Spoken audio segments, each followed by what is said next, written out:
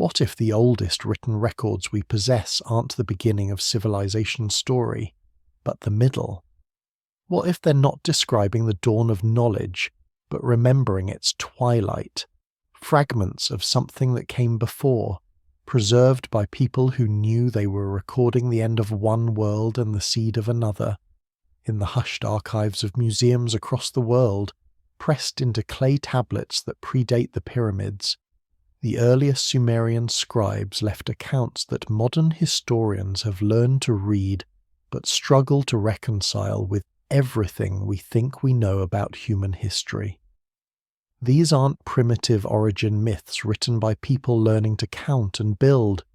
They're precise records describing kings who ruled for thousands of years, cities that existed before the flood, knowledge of cosmic cycles that shouldn't have been possible to calculate, and technologies whose purposes we still debate.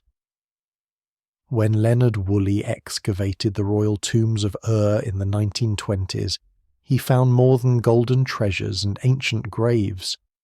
He found evidence of a break, a discontinuity, a layer of water-laid clay separating two completely different civilizations. Below that flood line, the artifacts changed. The pottery was different, the architecture more refined, as if something had been lost and then slowly, painfully rebuilt. So before the story pulls you under, take a moment to like this video and hit subscribe, but only if you're drawn to histories that blur the line between myth and memory. And if you're still here, tell me in the comments where you're listening from and what time it is there.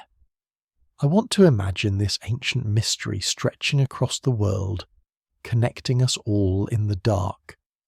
In 1896, when German-American scholar Hermann Hilprecht first published fragments of what would become known as the Sumerian King List, he unknowingly opened a controversy that still echoes through archaeology departments today. The tablets, baked hard by ancient fires and buried for millennia, contained something that shouldn't exist according to the accepted timeline of human civilization. They listed kings, dynasties, and reigns extending back before any flood, before any city we'd found evidence for, describing rulers who governed for periods that defied human lifespan and a world that mainstream history had no room to accommodate. Imagine holding one of those tablets yourself. The clay is warm in your hands, fired so hard it survived 4,000 years buried in Iraqi soil. Your fingers trace the wedge-shaped impressions, each mark pressed deliberately into wet clay by a scribe who died before Rome existed, before Greece existed, before anyone had conceived of writing history the way we understand it. The cuneiform signs march across the surface in neat columns, and if you could read them, they would tell you something impossible. They would list kings who ruled not for decades, but for millennia. Cities that predated any settlement, archaeology had confirmed. A world that drowned beneath waters that swept everything away. Hilprecht wasn't working alone. The tablet fragments he published had been excavated from Nippur, that ancient city of scribes and scholars, by expedition teams from the University of Pennsylvania. They arrived back in museum collections as broken pieces, puzzles that needed reassembling, texts that needed translating. Other versions of the King List emerged from different sites: Lhasa, Ur, Uruk. Each copy varied slightly in detail but agreed on the essential structure. Before the flood there were kings. After the flood, civilization began again, but diminished somehow, with rulers whose lives spanned normal human decades rather than impossible ages. The academic world didn't know what to do with this information. How do you incorporate 28,000-year reigns into a historical timeline? How do you reconcile cities existing before the flood with the absence of archaeological evidence for anything that old? The simplest solution was to dismiss the antediluvian section as purely mythological, a creation story, theological rather than historical. Scholars focused instead on the post-flood kings, whose reign seemed plausible and whose cities could be excavated and confirmed. The early section was filed away under mythology and left there, an embarrassing remnant of primitive thinking that cluttered otherwise useful historical records. But the tablets themselves resisted that dismissal. They were too precise, too matter-of-fact in their presentation. This wasn't the language of myth. There were no divine interventions, no magical transformations, no cosmic battles, just names, places, lengths of rule, and the simple notation of when kingship transferred from one city to another. The style was administrative, bureaucratic, the same tone used for recording grain shipments and temple inventories. And that single line, "Then the flood swept over," sat there like a geological boundary, dividing time itself into before and after with the casual certainty of someone recording observable fact. What made Hilprecht's publication truly significant wasn't just the content but the timing. 1896 sat at the dawn of a new era in archaeology and ancient Near Eastern studies. Scholars were just beginning to crack the code of cuneiform writing systems, just starting to excavate Mesopotamian sites systematically, just realizing how deep human history extended beyond the biblical timeline that had dominated Western thought. The Sumerian King List arrived into that intellectual ferment like a hand grenade. It suggested civilization was older than anyone imagined, that catastrophic floods had actually occurred, that the biblical narrative might be rooted in real historical events, and most disturbingly, that there might have been something before what we considered the beginning. The King List divides itself into two distinct periods, separated by a single, devastating line. Then the flood swept over. Before that cataclysm, it records 8 kings ruling 5 cities for a combined total of 241,200 years. Not generations, not dynasties.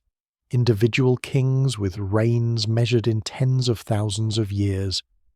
Alulim of Eridu, the first king, ruled for 28,800 years. Al-Algar, who followed him, held power for 36,000 years. Modern scholars call these numbers symbolic, mythological, impossible. But what if they're none of those things? What if they're records kept in a different system, measuring something we no longer understand? Consider how the text presents these figures. There's no fanfare, no explanation, no sense that the scribes thought these numbers strange or requiring justification. They simply recorded them with the same straightforward precision they used for everything else. Alulim ruled from Eridu for 28,800 years. Then Al-Algar took kingship and ruled for 36,000 years. Then Bad Tibira received kingship, and Enmeluana ruled for 43,200 years. The pattern continues through 8 antediluvian rulers across 5 cities, each reign listed with mathematical precision, each transfer of power noted as if it were recent political history rather than mythological prehistory. What makes these numbers even more intriguing is their inconsistency. They aren't round figures. They aren't neat multiples suggesting symbolic meaning. 28,800 is a strange number to invent for mythological purposes. 43,200 is oddly specific. If these were purely symbolic, you'd expect cleaner mathematics, rounder figures, numbers that clearly meant something beyond their face value. Instead, you get what looks like actual recorded data. Figures someone wrote down because that's what the record said, not because they represented cosmic truths or theological principles. Some scholars have suggested these might be measurements in a different unit. Perhaps they're counting lunar months rather than solar years, which would reduce Elulim's reign to approximately 2,400 years. Still impossibly long for an individual human, but at least approaching the realm of dynastic periods or cultural epochs. Others propose the numbers represent something else entirely: astronomical cycles, generations counted differently, or perhaps they're using a base 60 sexagesimal system in ways we haven't fully understood. The Sumerians loved base 60. They built their entire mathematical system around it. Could these vast numbers be calculations in that system, measurements of time or cosmic cycles that we're misinterpreting as individual lifespans? But there's another possibility that scholarship tends to avoid because it leads down uncomfortable paths. What if the numbers are essentially accurate, recording actual periods of time, but they're not measuring the reigns of individual humans at all? What if Alulim wasn't a person but a dynasty, a cultural period, an age? What if kingship itself meant something different before the flood, something we've lost the context to understand? Ancient Mesopotamians thought in terms of cosmic cycles, ages of the world, periods when different forces held sway. Could the antediluvian kings be personifications of these ages, symbols representing vast stretches of time when particular cities held cultural or spiritual primacy? The text itself offers a clue in how it treats these figures. After the flood, when kingship begins again, the reigns are still long by our standards, but far more human in scale. The first dynasty of Kish lists 23 kings with reigns ranging from around 40 to 1,200 years. These numbers decline further in later dynasties until they reach what seem like plausible human lifespans. It's as if the record is watching time speed up, or measurement systems change, or perhaps accurately documenting how whatever allowed those early long reigns gradually faded until humans lived normal spans again. Beneath the ruins of southern Iraq, where the Euphrates once flowed through marshlands that are now desert, archaeologists have traced the remains of Eridu back through layer after layer of settlement. The Sumerians themselves claimed it as the first city, the place where kingship first descended from heaven. When excavations began in the 1940s, they expected to find perhaps 5 or 6 building levels.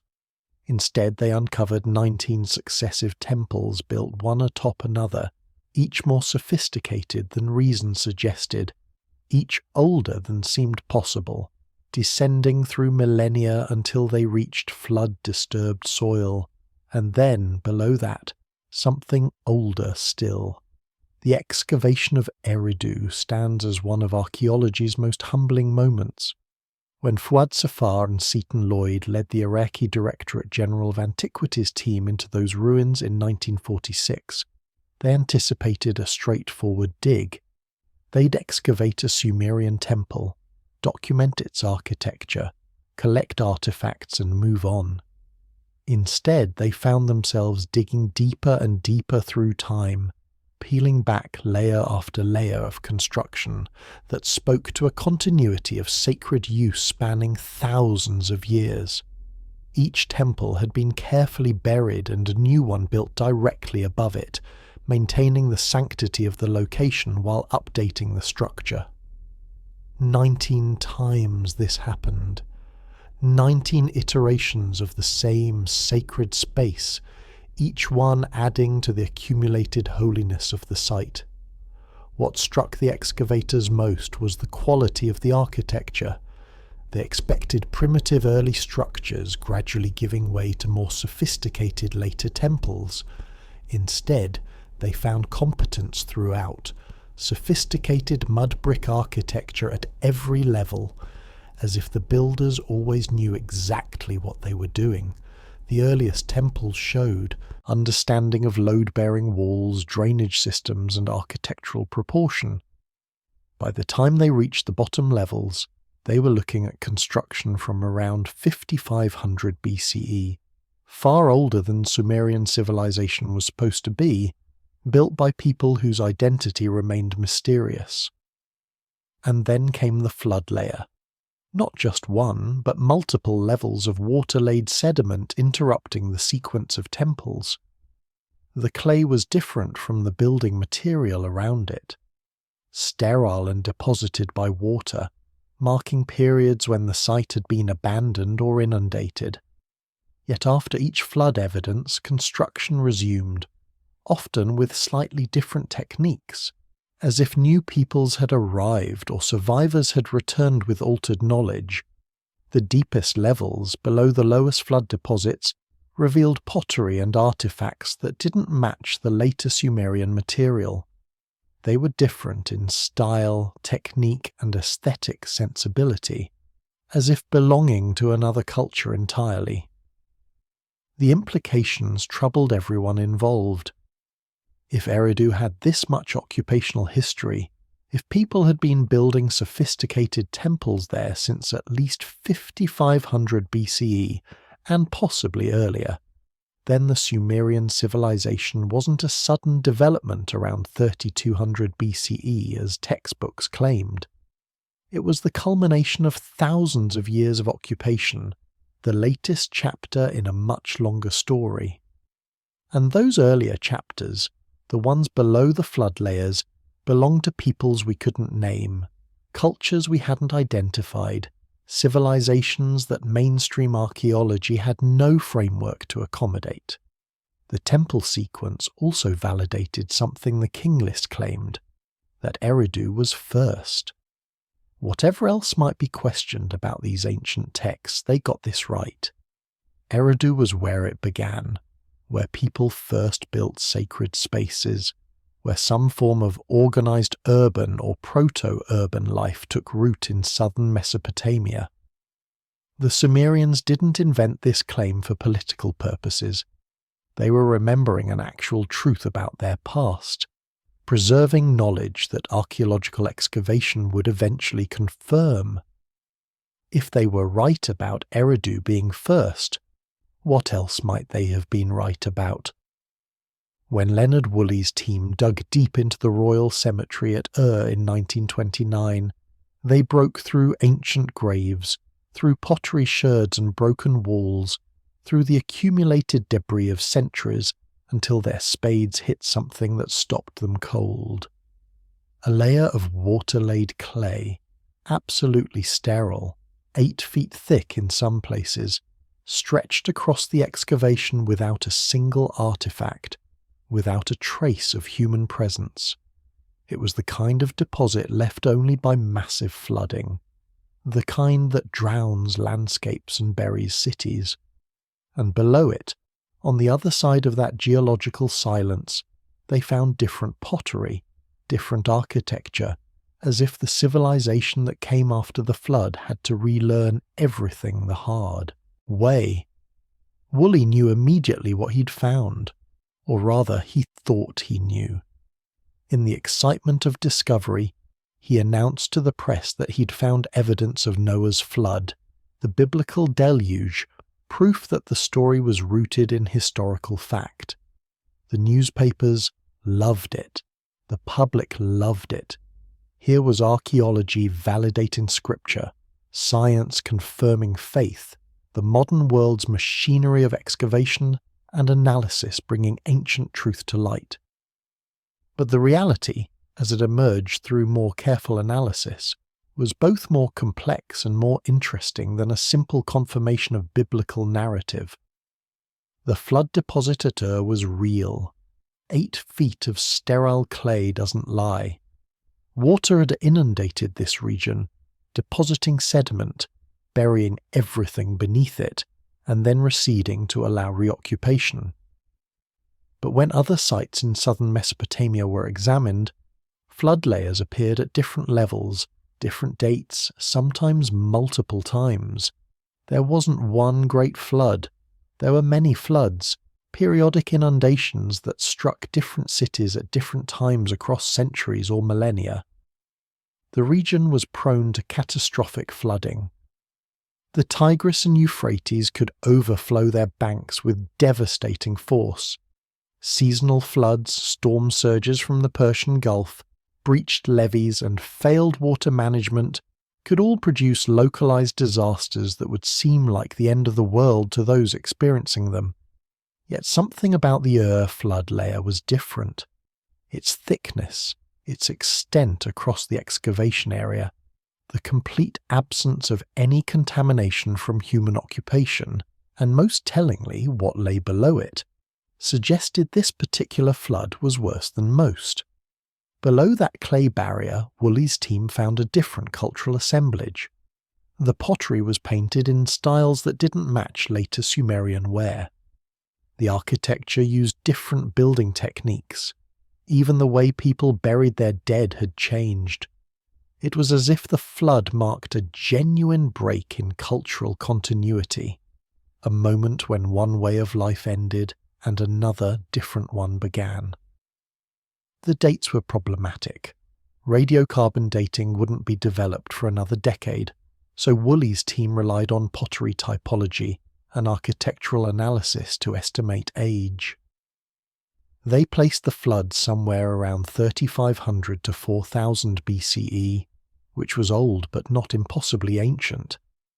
Yet even that relatively recent date created difficulties. If a catastrophic flood had struck around 3500 BCE, destroying an established culture and forcing survivors to rebuild, then there had indeed been a pre-flood civilization in Mesopotamia, one whose achievements were lost and had to be painstakingly reconstructed. The Sumerian King List wasn't just mythology. It was preserving genuine historical memory, however distorted, of a world before the waters came. What fascinated subsequent archaeologists was the pattern Woolley identified. The culture below the flood layer wasn't primitive.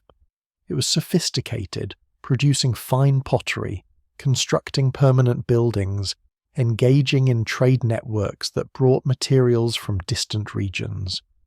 These weren't simple farmers barely scraping by. They were people who'd achieved a level of civilization, who had culture, craft specialization, and social organization. And then the flood swept over, burying it all beneath 8 feet of water-laid clay, and when people returned they had to start again, building on top of the destruction, carrying forward whatever knowledge they'd managed to preserve but clearly having lost something in the catastrophe. The records that survived describe the antediluvian world with a specificity that seems strange for myth. They list cities by name: Eridu, Bad Tibira, Larak, Sipar, Shuruppak. They name the kings and their fathers. They record the transfer of kingship from city to city, as if describing historical events, political changes, the rise and fall of urban centres. And scattered through later texts, in epic poems and temple inscriptions, glimpses emerge of what that world contained: vast knowledge of the heavens, understanding of mathematics and engineering, cosmic wisdom that was somehow lost when the flood swept everything away and had to be painstakingly rediscovered by those who came after. This precision troubles the mythological interpretation. Myths typically deal in archetypes and symbols. They're not concerned with specific geography or political succession. Yet the King List reads like administrative history. It tells you not just that there were antediluvian kings, but exactly which cities they ruled from, in what sequence, and for how long. It names Bad Tibira as the second city to hold kingship, specifying that 3 kings ruled there for a combined 108,000 years before kingship transferred to Larak. It places Sippar in the sequence before the final antediluvian city of Shuruppak. These are specific geographical claims that can be investigated, sites that archaeology can attempt to locate and excavate. And remarkably, when archaeologists did go looking, they found these places.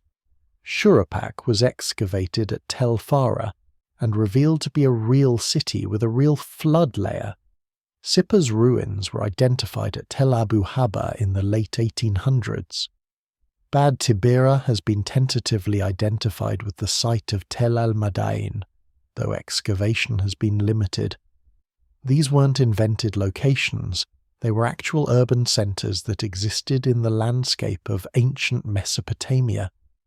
The King List wasn't fantasizing, it was recording real places, preserving the names and sequence of cities that held importance in the deep past. What's more intriguing are the references scattered through other texts that fill in details about this antediluvian world. The Epic of Gilgamesh mentions that Utnapishtim, the flood survivor, preserved tablets of knowledge from before the Deluge. Temple inscriptions refer to kings from before the flood as sources of ancient wisdom. Mathematical and astronomical texts sometimes claim their knowledge derives from antediluvian times, suggesting there was a body of learning that predated Sumerian civilization proper and was passed down through the catastrophe. These aren't casual references. They're specific claims that the knowledge Mesopotamian scribes used and valued had roots extending back before the flood disrupted everything. Consider what that implies about cultural memory and the preservation of information. If the flood occurred around 3500 BCE and Sumerian civilization proper emerged around 3200 BCE, that's only 300 years for survivors to preserve, transmit, and eventually re-establish the knowledge base of the previous culture. 300 years is nothing in historical terms. It's well within the range of oral tradition and direct cultural transmission. Grandparents could have told grandchildren about the world before the flood. Surviving priests or scholars could have taught the next generation what they remembered of mathematics, astronomy, building techniques, and agricultural practices. The break wouldn't have been complete. Fragments would survive, distorted perhaps, but real. And that's exactly what the archaeological record shows at multiple sites across Mesopotamia. After flood disruptions, there's continuity in some aspects of culture while other aspects change. Pottery styles might shift, but temple locations remain sacred. Building techniques evolve, but the principle of temple construction continues. Agricultural practices persist, but political organization restructures. It's the pattern you'd expect from a culture that experienced catastrophic disruption but didn't entirely collapse, that lost some knowledge while preserving other knowledge, that had to rebuild but wasn't starting from absolute zero. The texts themselves become artifacts of this process. When Sumerian scribes in the 3rd millennium BCE copied tablets and explicitly noted they were copying from older, damaged originals, they were participating in the work of cultural reconstruction that had been ongoing for millennia. They were the latest link in a chain of preservation that stretched back through the flood, back to scribes who'd recorded information before the catastrophe because they knew somehow that it might not survive otherwise.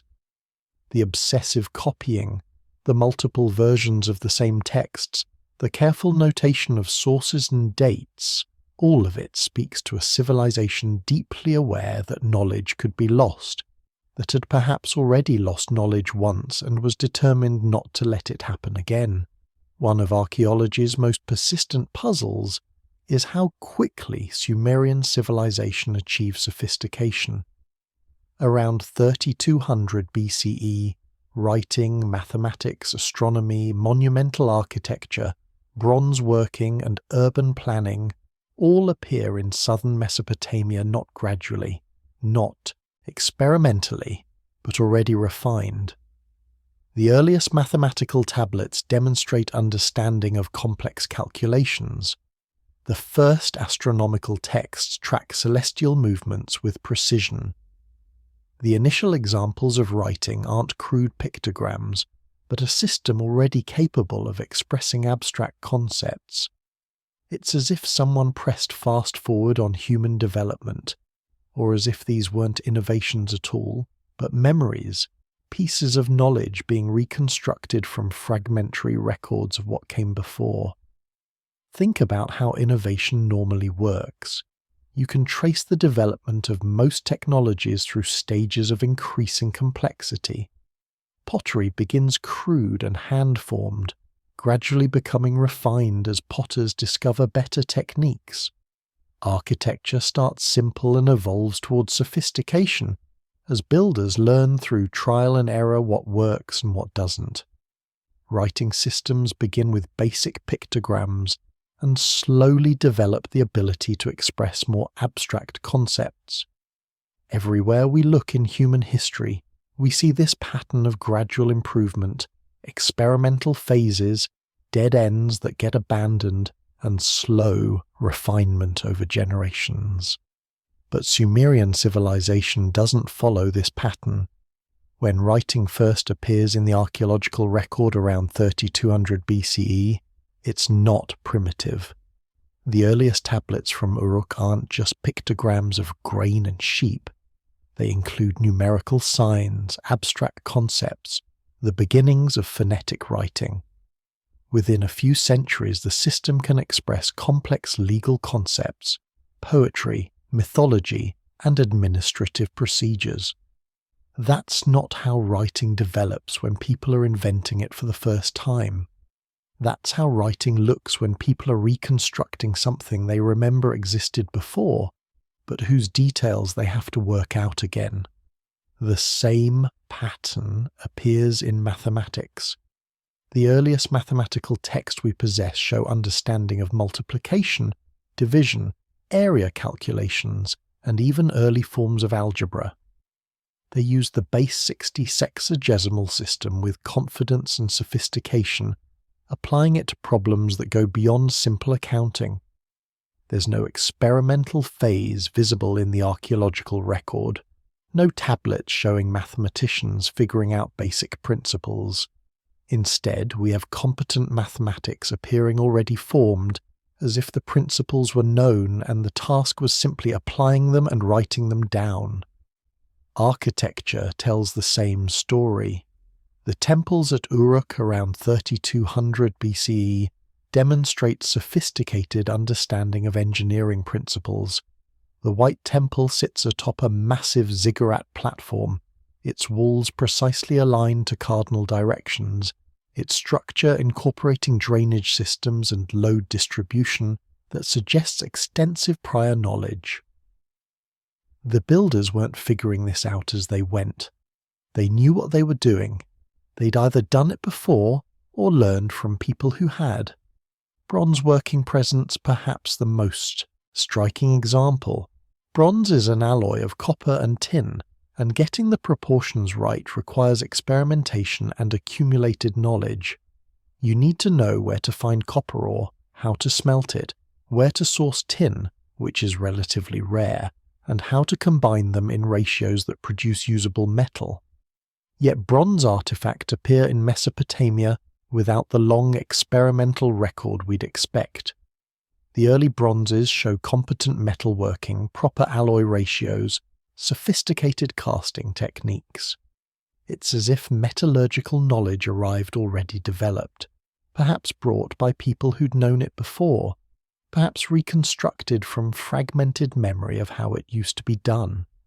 Some scholars argue we simply haven't found the earlier developmental stages yet, that archaeological sampling is incomplete, and the experimental phases existed but remain buried or unexcavated.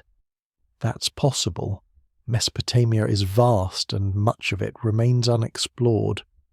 But we've been excavating systematically for over a century now, and the pattern persists. Where we do find pre-Sumerian occupation, as at Eridu or in the Ubaid period sites, we find competence rather than primitive experimentation. The people living in southern Mesopotamia before Sumerian civilization crystallized weren't bumbling beginners. They were skilled farmers, potters, builders, and artisans who already possessed substantial knowledge. What if the sudden sophistication of Sumerian civilization around 3200 BCE wasn't sudden at all? What if it was a resurgence, a recovery, the flowering of knowledge that had existed before the flood disruptions but had been scattered, fragmented, and was now being systematically rebuilt? The texts themselves hint at this interpretation. They speak of knowledge from before the flood, of wise rulers from the antediluvian period, of learning that had to be recovered and preserved. Perhaps we should take them at their word. Perhaps Sumerian civilization appeared sophisticated because it was drawing on a deeper well of knowledge than we've credited it with, reconstructing sciences and technologies that had existed in the world that came before. In the British Museum, among thousands of cuneiform tablets catalogued and stored in temperature-controlled darkness, sit astronomical text from the early Sumerian period that describe celestial cycles their authors shouldn't have been able to observe.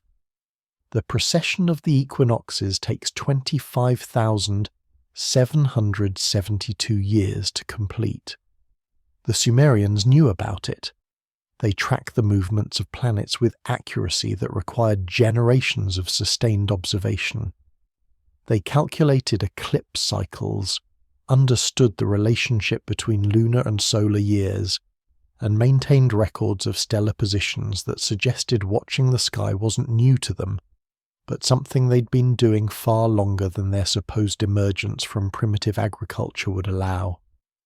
The precession of the equinoxes is the slow wobble of Earth's rotational axis, causing the position of stars to shift gradually over millennia. It's barely perceptible within a human lifetime. To detect it, you need sustained observation across multiple generations, careful record keeping, and the mathematical sophistication to analyze the data and recognize the pattern. Yet Sumerian astronomical texts demonstrate awareness of this phenomenon. They tracked which constellations rose on the horizon at particular seasons, noted that these positions shifted over time, and incorporated this knowledge into their calendrical systems and astrological interpretations. How did they know? The standard explanation is that they inherited knowledge from earlier observers, that astronomical observation in Mesopotamia extended back further than we can directly document, and that records were kept and transmitted across generations until patterns became apparent. But that just pushes the question back. Who were these earlier observers? How far back does the tradition extend? If systematic astronomical observation in Mesopotamia goes back far enough to detect precession, we're talking about observational programs lasting thousands of years, which takes us back before Sumerian civilization properly begins, back into the murky pre-flood period that the King List describes. The planetary observations are equally remarkable. The Sumerians tracked Venus, Mars, Jupiter, and Saturn with precision that required understanding their complex apparent motions. Planets don't move smoothly across the sky. They speed up, slow down, reverse direction in retrograde loops, all because of the interaction between Earth's orbit and theirs. Working out these patterns requires extensive observation and sophisticated mathematical analysis. Yet the early astronomical texts handle these complexities with confidence, calculating planetary positions, predicting when planets would appear on the horizon, and associating these movements with earthly events in their astrological system. The lunar calendar the Sumerians used required understanding the relationship between lunar months and solar years. 12 lunar months total about 354 days, falling 11 days short of the solar year. If you simply count lunar months, your calendar drifts out of sync with the seasons. The Sumerians solved this by intercalating extra months, adding a 13th month in certain years to keep the calendar aligned with agricultural seasons. This requires mathematical calculation and long-term observation to get right. It's not something you figure out casually. It's the product of systematic study maintained across many generations. Eclipse prediction represents perhaps their greatest astronomical achievement. Eclipses follow complex cycles related to the orbital mechanics of the Earth-Moon-Sun system. The Saros cycle of approximately 18 years and 11 days marks the period after which eclipse patterns repeat. Babylonian astronomers, inheriting Sumerian knowledge, could predict eclipses with impressive accuracy using these cycles. But recognizing the cycles in the first place requires records of eclipses spanning decades or centuries.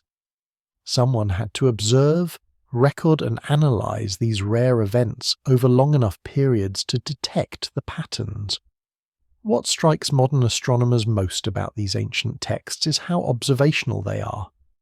The Mesopotamian astronomers weren't primarily theorists. They were meticulous record keepers who tracked what they saw in the sky night after night, year after year, century after century.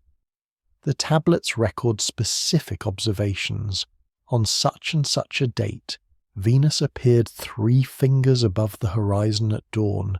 Jupiter was near the moon. Saturn reached its stationary point. These are empirical records, the raw data of systematic scientific observation, and they suggest an observational tradition that extended much further back than 3200 BCE, back into periods where we have no direct evidence, but where the King List claims civilized cities existed. The Sumerians themselves seem to understand that their astronomical knowledge was ancient.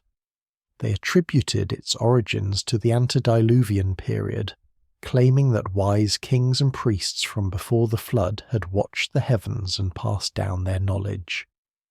Berossus, writing in the 3rd century BCE but drawing on much older Mesopotamian sources, claimed that astronomical observations in Babylonia extended back over 400,000 years. That's obvious exaggeration or mistranslation, but it preserves the tradition that astronomical knowledge was extremely old, predating the civilization that possessed it. The Sumerian mathematical system used base 60, a choice so sophisticated that we still employ it today to measure time and angles. But more remarkable than the system itself is the mathematics it was used for. Tablets from the early dynastic period show calculations of cube roots, area measurements for irregular shapes, and solutions to algebraic problems that had no practical application in farming or trade. These weren't tools developed for necessity. They were knowledge pursued for its own sake, or perhaps knowledge preserved from a time when such calculations served purposes we no longer understand, serving a civilization we're told never existed. Base 60 seems like an odd choice for a number system.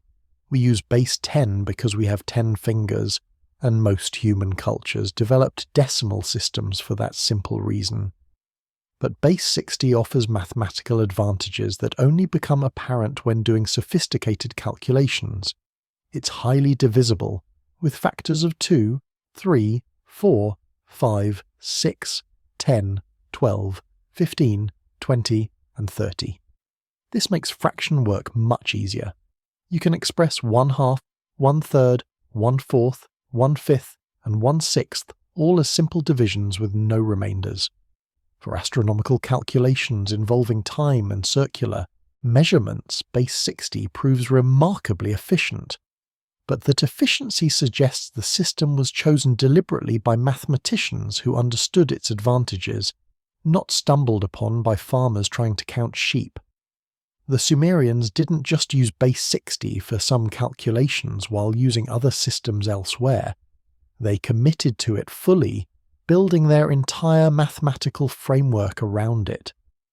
That's the behavior of people who knew what they were doing, who'd thought through the implications and made an informed choice. It suggests mathematical sophistication from the very beginning of their civilization, as if the system was inherited rather than invented. The mathematical tablets themselves reveal knowledge that goes far beyond basic arithmetic. Plimpton 322, a Babylonian tablet from around 1800 BCE, but drawing on older Sumerian mathematics, contains what appear to be Pythagorean triples over 1,000 years before Pythagoras. It lists sets of numbers that satisfy the relationship where the square of the longest side of a right triangle equals the sum of squares of the other two sides. These aren't random numbers. They're systematically generated, suggesting the mathematicians understood the underlying principles and could calculate new examples. Other tablets show calculation of cube roots, an operation with limited practical use in ancient agriculture or trade. Why would you need cube roots unless you're doing advanced engineering, working with volumes in complex ways, or pursuing mathematics for theoretical purposes?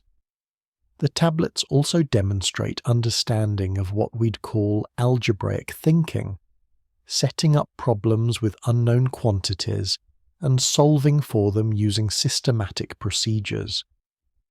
This is abstract mathematics, the kind pursued by professional mathematicians who have time and resources to explore knowledge beyond immediate practical necessity. Area calculations for irregular shapes appear throughout the mathematical corpus. These go beyond simple rectangles or triangles to handle trapezoids, circles, and complex composite shapes. The methods are sophisticated, sometimes using what amounts to early integral calculus to break complex shapes into simpler components that can be calculated and summed. Again, this is knowledge beyond what subsistence farmers would need. It's the mathematics of architects, engineers, astronomers, people engaged in complex technical projects that required precision and planning. What purpose did this advanced mathematics serve? The standard answer is that it supported administration, architecture, and astronomy. But that just raises more questions. Why did early Sumerian civilization need such sophisticated mathematical tools? What were they building or calculating that required cube roots and algebraic solutions? The complexity of their mathematics suggests they were doing things that have left no archaeological trace, or that we haven't recognized the purpose of structures and artifacts that remain. Perhaps the mathematics itself provides the answer. If Sumerian civilization was reconstructing knowledge from the antediluvian period, then their mathematical sophistication might represent recovered rather than invented knowledge. The texts sometimes claim mathematical procedures come from ancient sources, that they're copying older tablets or preserving traditional methods. What if those traditions extended back before the flood, back to a time when people used this mathematics for purposes we can barely imagine, because the context that made them necessary no longer exists? Sumerian texts repeatedly reference the Abzu, described as the deep waters beneath the earth, the source of wisdom, the place where Enki, god of knowledge, kept his secrets. Modern scholars interpret this as mythology, symbolic representation of groundwater or the cosmic ocean. But archaeological work has revealed something unexpected beneath several Sumerian temples, actual underground chambers, carefully constructed and waterproofed, some with channels bringing in water, others dry but sealed as if protecting something from the elements.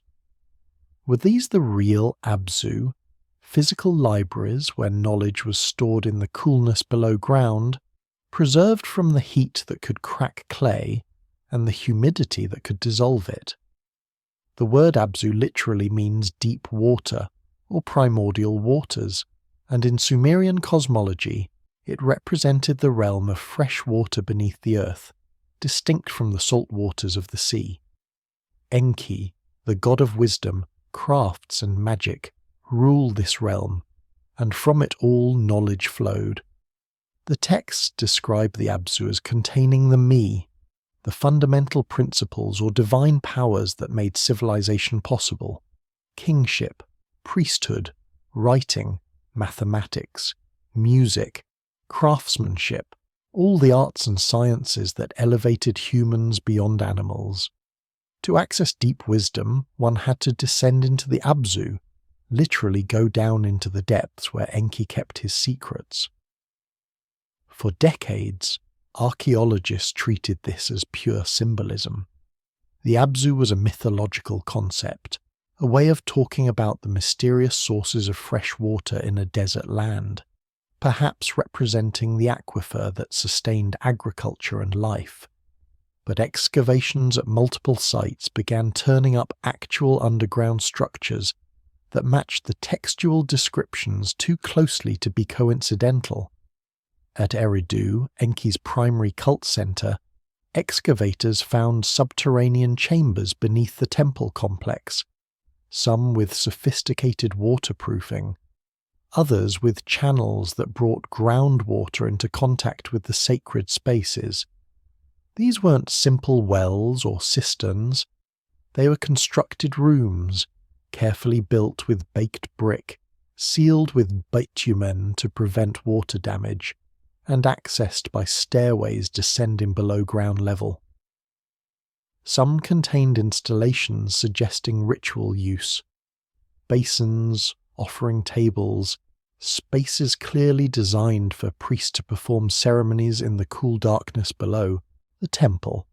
But others seemed more utilitarian, dry chambers sealed against moisture, their purpose less obvious.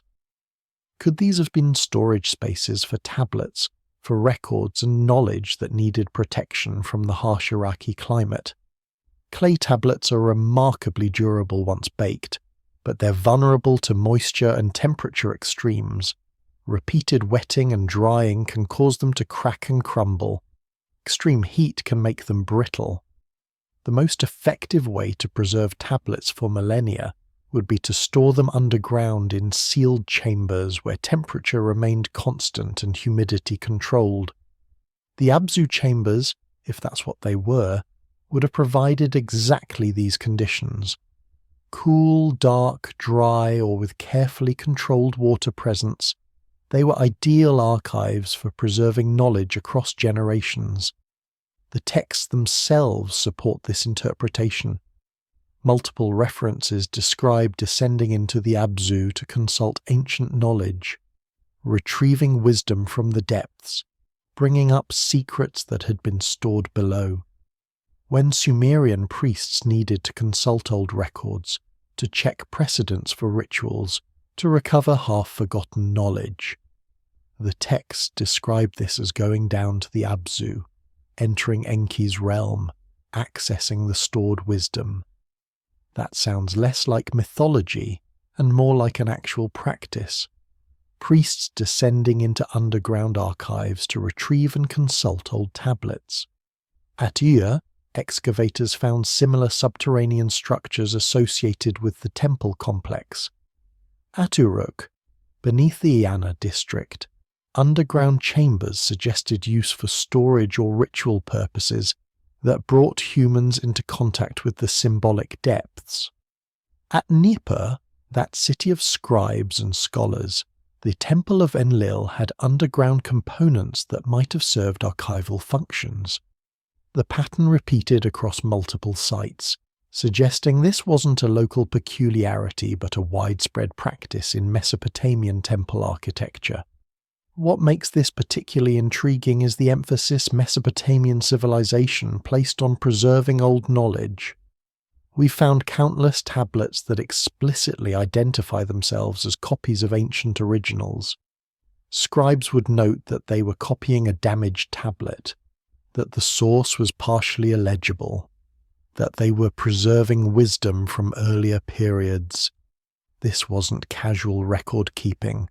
This was a civilization obsessed with maintaining connection to its past, with ensuring knowledge didn't get lost again. And what better way to preserve that knowledge than in sealed chambers below ground, in the Abzu, where Enki, god of wisdom, kept everything safe from time and destruction. In Sumerian mythology, Enki is the deity of wisdom, crafts, and fresh water. but the texts describe him less like a divine being and more like a culture hero, a teacher, someone who actively instructed humanity in writing, mathematics, law, and civilization's arts. He's credited with creating the first humans, but in a way that sounds more like genetic engineering than divine magic, mixing clay with blood, creating workers, improving the design through multiple attempts. The stories read like distorted memories of actual events, teachers who brought knowledge, perhaps survivors from the world before the flood who tried to preserve what they knew by passing it to those who came after. The myths about Enki have a different quality than other Mesopotamian divine narratives. When the texts describe Enlil or Anu or Inanna, they emphasize power, majesty, divine authority. These are gods who command and demand worship, but Enki is characterized by cleverness, problem-solving, and active intervention to help humanity. He's the one who warns Ziusudra about the coming flood, instructing him to build a boat and preserve life. He's the one who teaches humans the arts of civilization, how to write, how to calculate, how to build, how to organize society. He's a teacher god, a trickster figure who often operates outside official divine hierarchy to benefit humanity. The creation myths involving Enki are particularly strange. In the Atrahasis epic, humans are created to relieve the gods of labor, to do the work of irrigation and agriculture that the lesser gods were tired of performing. Enki engineers this creation by mixing clay with the blood of a slain god, creating a hybrid that has both earthly and divine qualities. The first attempts aren't successful. The humans are flawed, imperfect. Enki refines the design, adjusts the mixture, tries again until the result is satisfactory. This isn't the instantaneous creation of divine will. It's iterative process, trial and error, engineering language describing the development of something complex through successive improvements. Could this myth preserve distorted memory of actual events? Not divine creation, but the emergence of civilization through teaching and knowledge transfer. If survivors from the antediluvian world tried to preserve their knowledge by teaching post-flood populations, those teachers might have become legendary figures over time, their human origins forgotten or deliberately obscured as they were elevated to divine status. Enki the wise teacher becomes Enki the god of wisdom. Enki who taught writing becomes Enki who invented it. Enki who helped humans develop sophisticated culture becomes Enki who created humans in the first place. The texts consistently place Enki in opposition to Enlil, the chief god who often wants to destroy or limit humanity. In the flood narrative, it's Enlil who decides humans are too noisy, too numerous, too troublesome, and decrees their destruction. Enki disagrees and secretly warns Ziusudra, ensuring survival. This pattern repeats throughout the myths. Enlil represents harsh divine justice and limitation, while Enki represents wisdom, preservation, and active help for humanity. Could this reflect actual historical tension between different groups or philosophies in the post-flood period? Perhaps between those who wanted to restrict knowledge and those who wanted to preserve and spread it. Enki's association with the Abzu, with underground spaces of wisdom and water, connects him directly to the preservation of knowledge. He's not a sky god or a storm god or a warrior god. He's associated with depth, with what lies beneath, with the hidden sources of wisdom that must be accessed by descending rather than ascending. That's an unusual divine characteristic in a culture where most gods lived in the heavens or on mountain tops.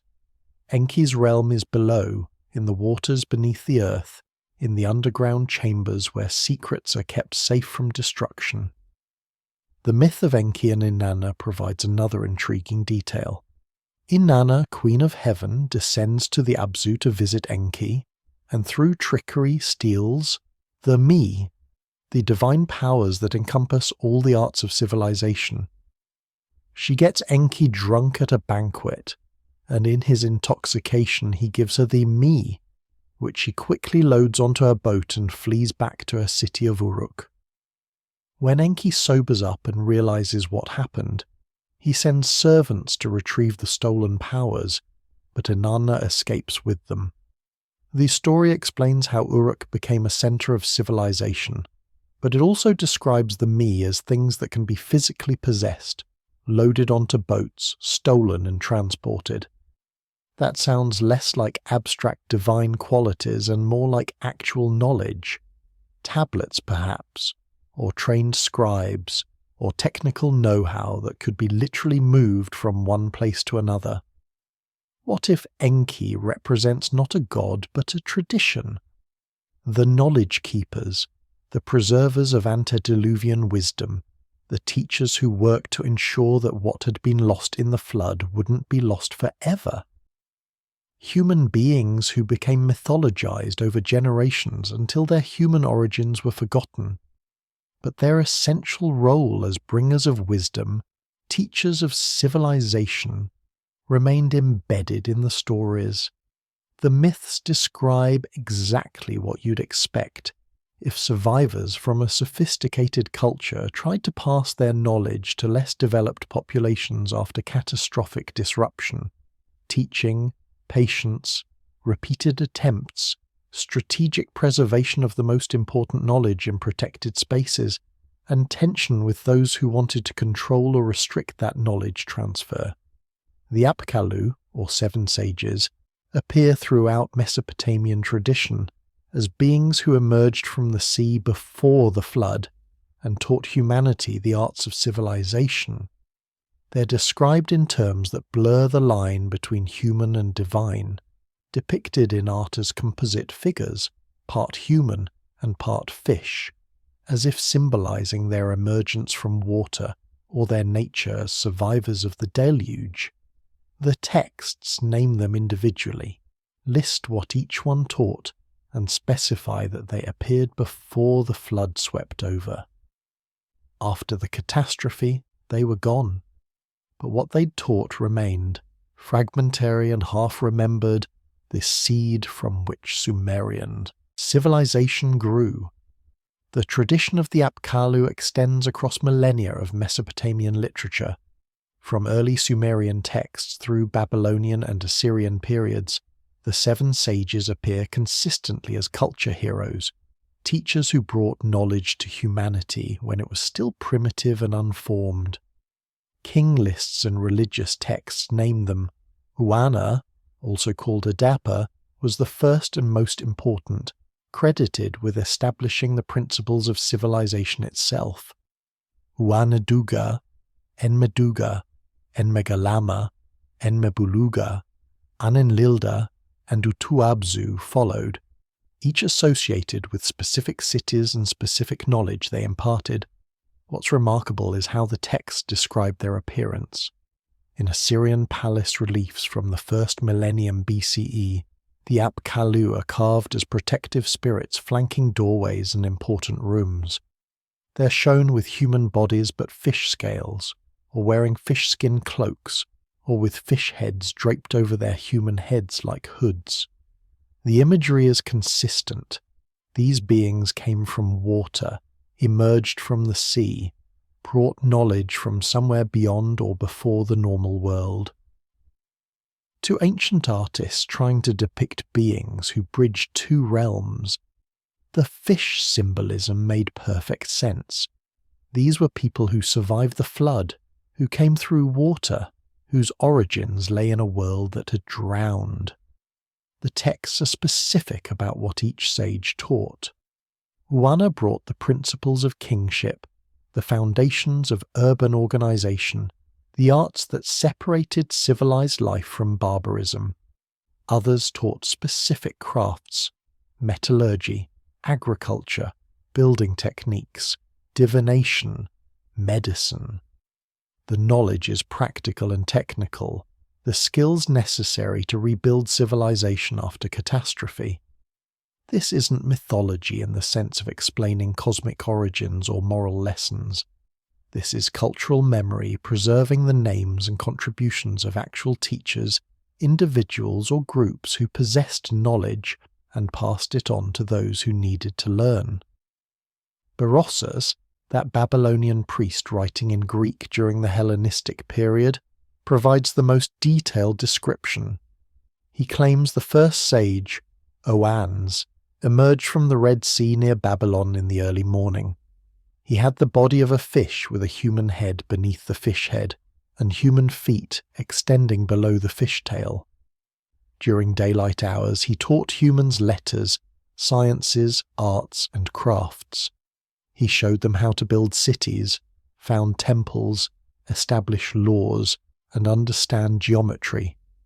He explained principles of agriculture and gave them knowledge of everything that tends to civilize life. Then, at sunset, he returned to the sea. This pattern continued, with Oannes and his successor sages visiting during daylight to teach and returning to water at night. The literal interpretation of fishmen living in the sea is obviously problematic. But strip away the mythological overlay and consider what the story might be preserving. Survivors of a flood would have come to land from water, emerging from boats or from higher ground after the waters receded.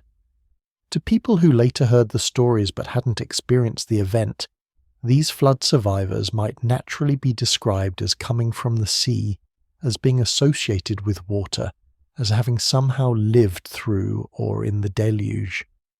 The fish imagery could be metaphorical.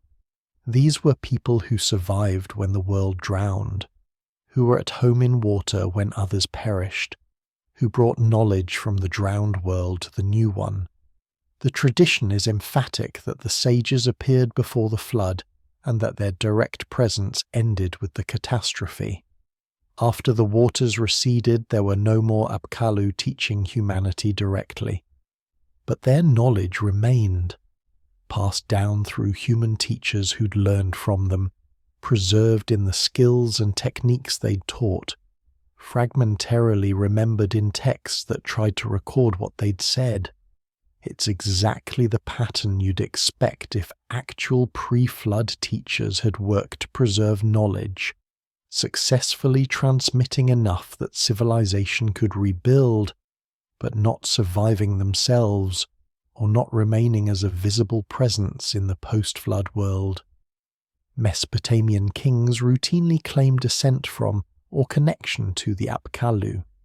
To legitimize rule, to demonstrate possession of wisdom, to establish continuity with the deep past, rulers would trace their lineage or knowledge back to these ancient teachers.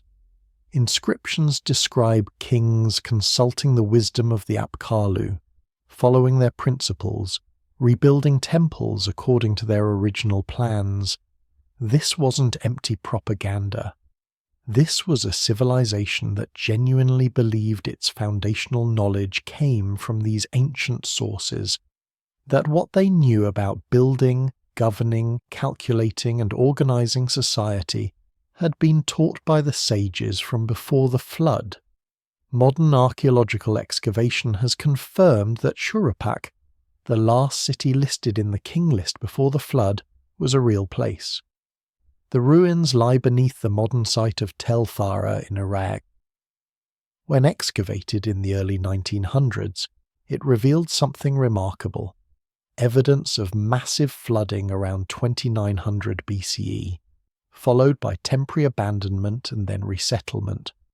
The city's last king, according to the King List, was Ubar-Tutu, whose son Ziusudra was the Sumerian Noah, the survivor who preserved civilization's knowledge through the catastrophe. And in Shuruppak's tablets, among records of barley and silver, appear some of the oldest known literary texts, proverbs, wisdom literature, as if the city's scribes knew they were recording knowledge that might otherwise be lost. The excavations at Tel Farah began in 1902, led by Robert Calderway, and later by German and American teams who returned intermittently throughout the early 20th century. They uncovered a substantial city with multiple building levels, temples, administrative complexes, and dense residential areas. The site revealed a prosperous urban centre engaged in agriculture, trade, and craft production. But what caught the excavators' attention was the stratigraphy, the layers of occupation interrupted by a thick deposit of water-laid clay and silt. The flood deposit at Shuruppak was unmistakable. It stretched across the excavation area, sterile of artifacts clearly laid down by water, rather than accumulated through human occupation. Dating techniques available at the time placed it around 2900 to 2800 BCE, roughly contemporary with the early dynastic period when Sumerian civilization was consolidating into the form we recognize.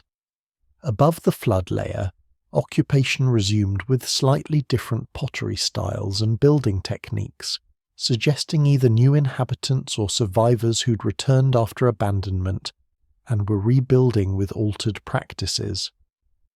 What made Shuruppak particularly significant was its direct connection to the flood narrative.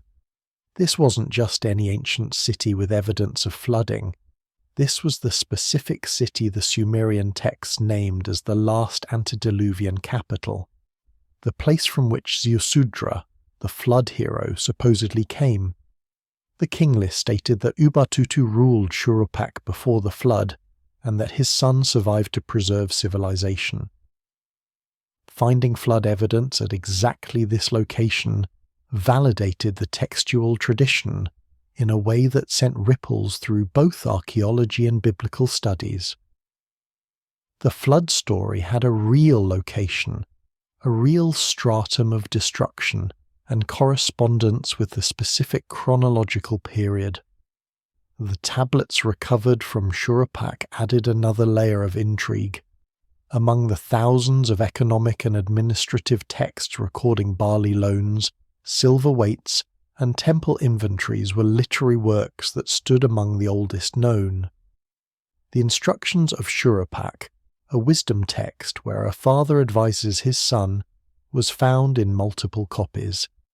These proverbs and moral teachings represented some of humanity's earliest preserved literature, practical wisdom about how to live, how to conduct business, how to avoid trouble, and how to maintain relationships.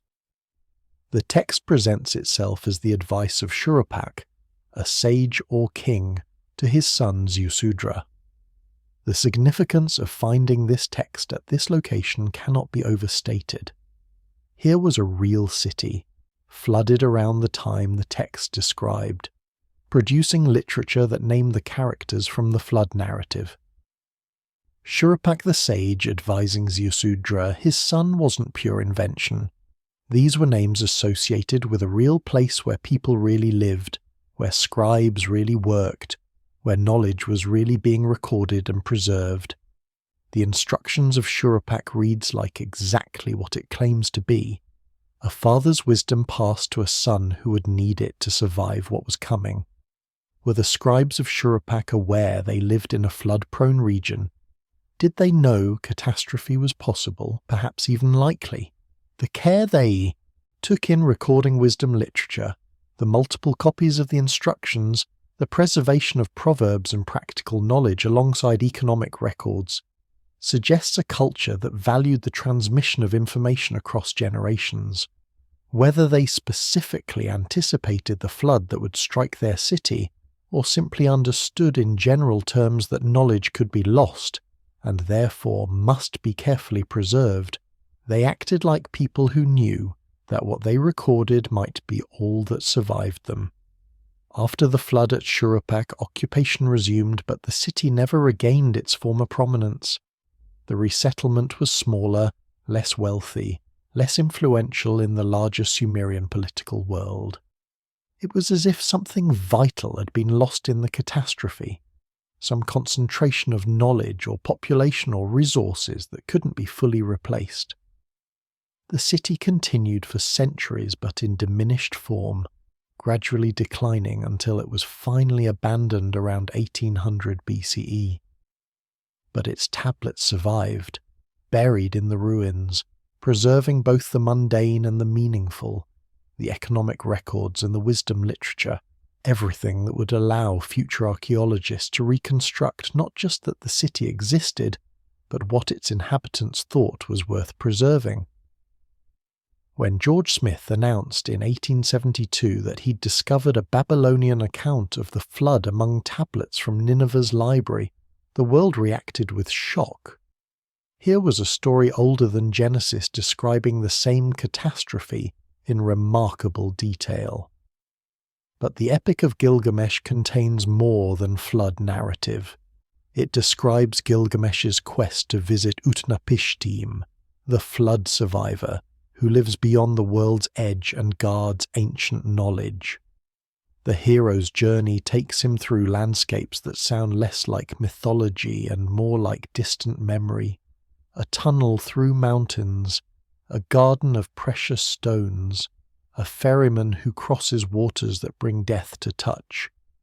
What if these aren't poetic inventions, but geographical features that once existed, preserved in story when the land itself changed beyond recognition? George Smith was working at the British Museum, cataloguing and translating the massive collection of cuneiform tablets that had been excavated from the Assyrian capital of Nineveh by Austin Henry Layard and Hormuzd-Rassam decades earlier. These tablets came from the library of Ashurbanipal, the last great Assyrian king, who'd systematically collected texts from across his empire to create what may have been the ancient world's greatest library. Among thousands of tablets covering everything from omens to medical texts, Smith found fragments of an epic poem about a hero named Gilgamesh, who searched for immortality. As Smith pieced together the broken tablets, a narrative emerged that seemed hauntingly familiar. There was a great flood sent by the gods to destroy humanity. One man was warned and built a boat, saving his family and animals. The boat grounded on a mountain. Birds were sent out to test whether the waters had receded. When the flood subsided, the survivor made offerings to the gods. The parallels to the biblical Noah story were unmistakable, but this Mesopotamian version was demonstrably older, carved on tablets that predated the oldest Hebrew scriptures by centuries or millennia. The implications were profound and controversial. Either the biblical account borrowed from Mesopotamian tradition, or both preserved memory of the same actual event. But the flood story is only one tablet of 12 that comprise the Epic of Gilgamesh. The larger narrative describes Gilgamesh, king of Uruk, who after the death of his friend Enkidu becomes obsessed with discovering the secret of eternal life. He learns that Utnapishtim, the flood survivor, achieved immortality and lives somewhere beyond the known world. Gilgamesh undertakes a perilous journey to find him, travelling through lands that read like half-remembered geography of a world that no longer exists in recognisable form. The journey takes Gilgamesh to the twin mountains of Mashu, which support the sky. Between them lies a tunnel of darkness through which the sun passes each night.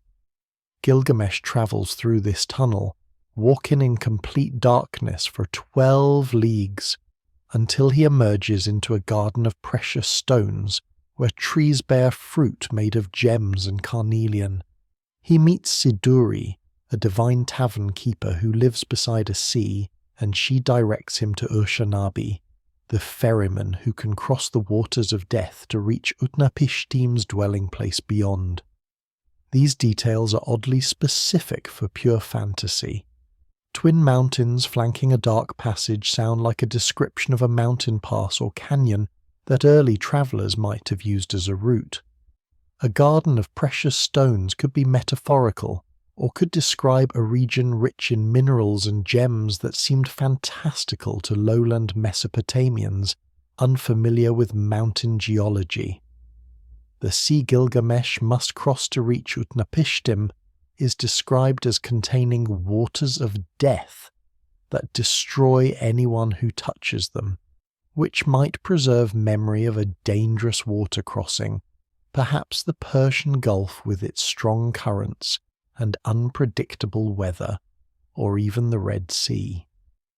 What makes the geography particularly intriguing is that Utnapishtim lives beyond the normal world, in a place where flood survivors might plausibly have relocated.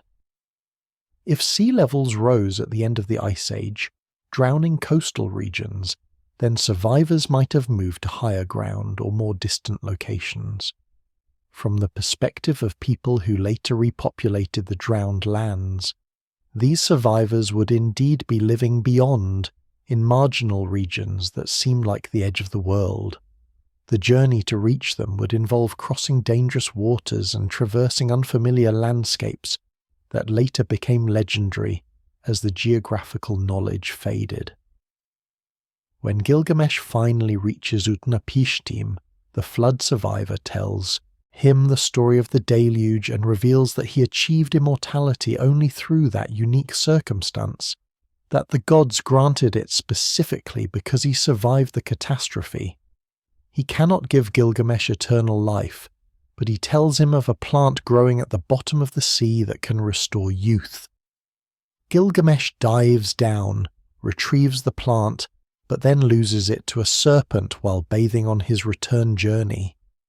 He arrives back in Uruk empty-handed, having learned that immortality is beyond human reach, but also having connected with the deepest past of his civilization, having heard directly from someone who remembered the world before the flood. The epic treats Utnapishtim as a historical figure, not a deity. He's human, though granted divine favour. He possesses knowledge of the antediluvian world.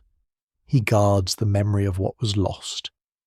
This framing suggests the Babylonians who copied and preserved this epic understood it as containing genuine historical tradition, however much it had been embellished with poetic and mythological elements. Gilgamesh was a real king whose reign is attested in multiple sources. His quest to meet the flood survivor might preserve memory of actual attempts by post-flood civilizations to connect with survivors, to learn from them, to recover knowledge that had been lost in the catastrophe. The vast reigns of the antediluvian kings have troubled scholars since the King List was first translated. 28,000 years for a single ruler seems absurd. But what if we're misunderstanding the system of measurement?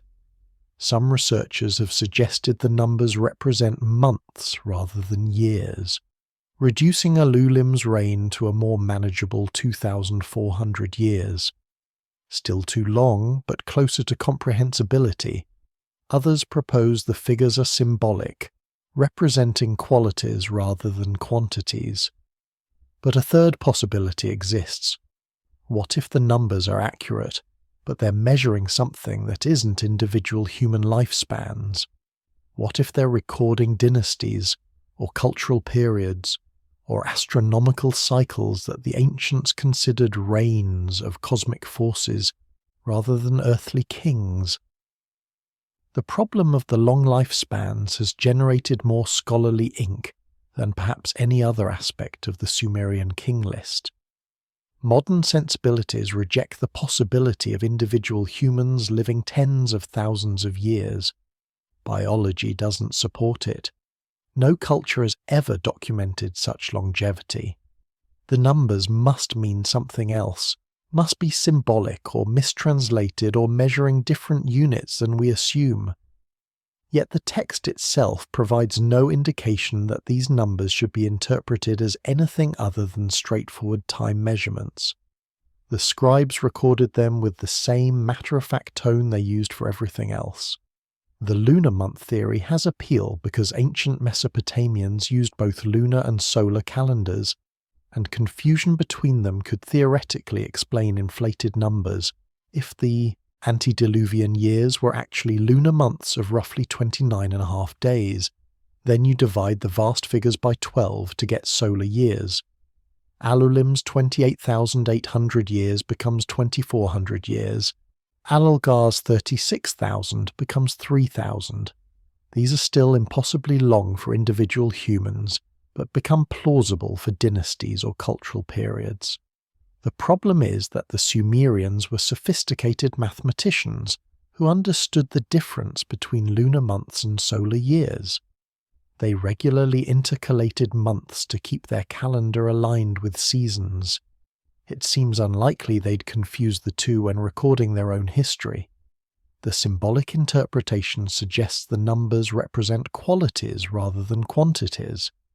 Perhaps they indicate importance, sacredness, or cosmic significance rather than actual duration. A king listed as ruling 28,000 years might be one of supreme importance, while a king listed at 10,000 years would be less significant. This approach treats the numbers as a ranking system encoded in temporal terms. But if that were the case, why do the reigns gradually decrease from the earliest to the latest antediluvian kings? Why does the pattern show reduction over time rather than ranking by importance? And why would the list switch to plausible numbers after the flood if the numbers were never meant to be temporal measures in the first place?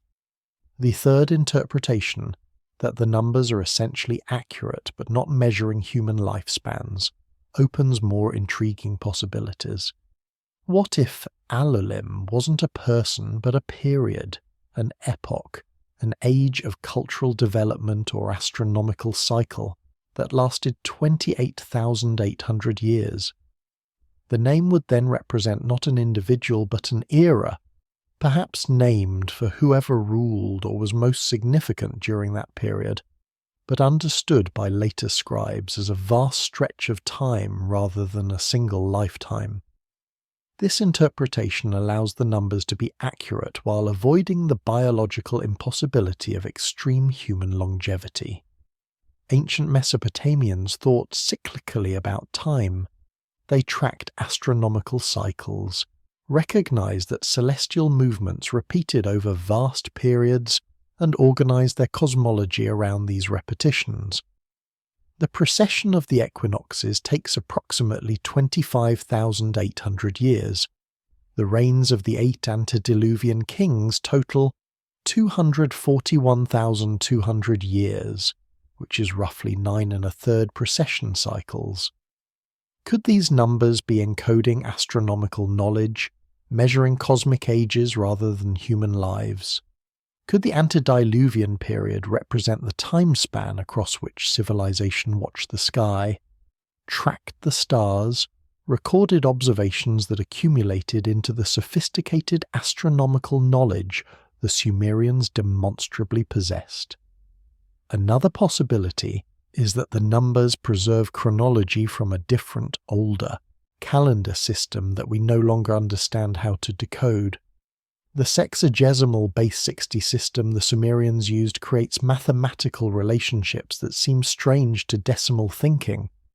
If they were recording time in a base 60 framework with units we're unfamiliar with, the numbers might be accurate within that system, but appear absurd when we try to translate them into our temporal framework. Without knowing what unit they were actually measuring, we're left guessing at how to interpret the figures. Perhaps most intriguing is the pattern the numbers follow. They're not random. They're not round figures.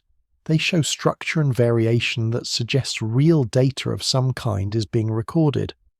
After the flood, the reigns decrease systematically over multiple dynasties until they reach human-scale lifespans. It's as if the list is documenting a real process of change.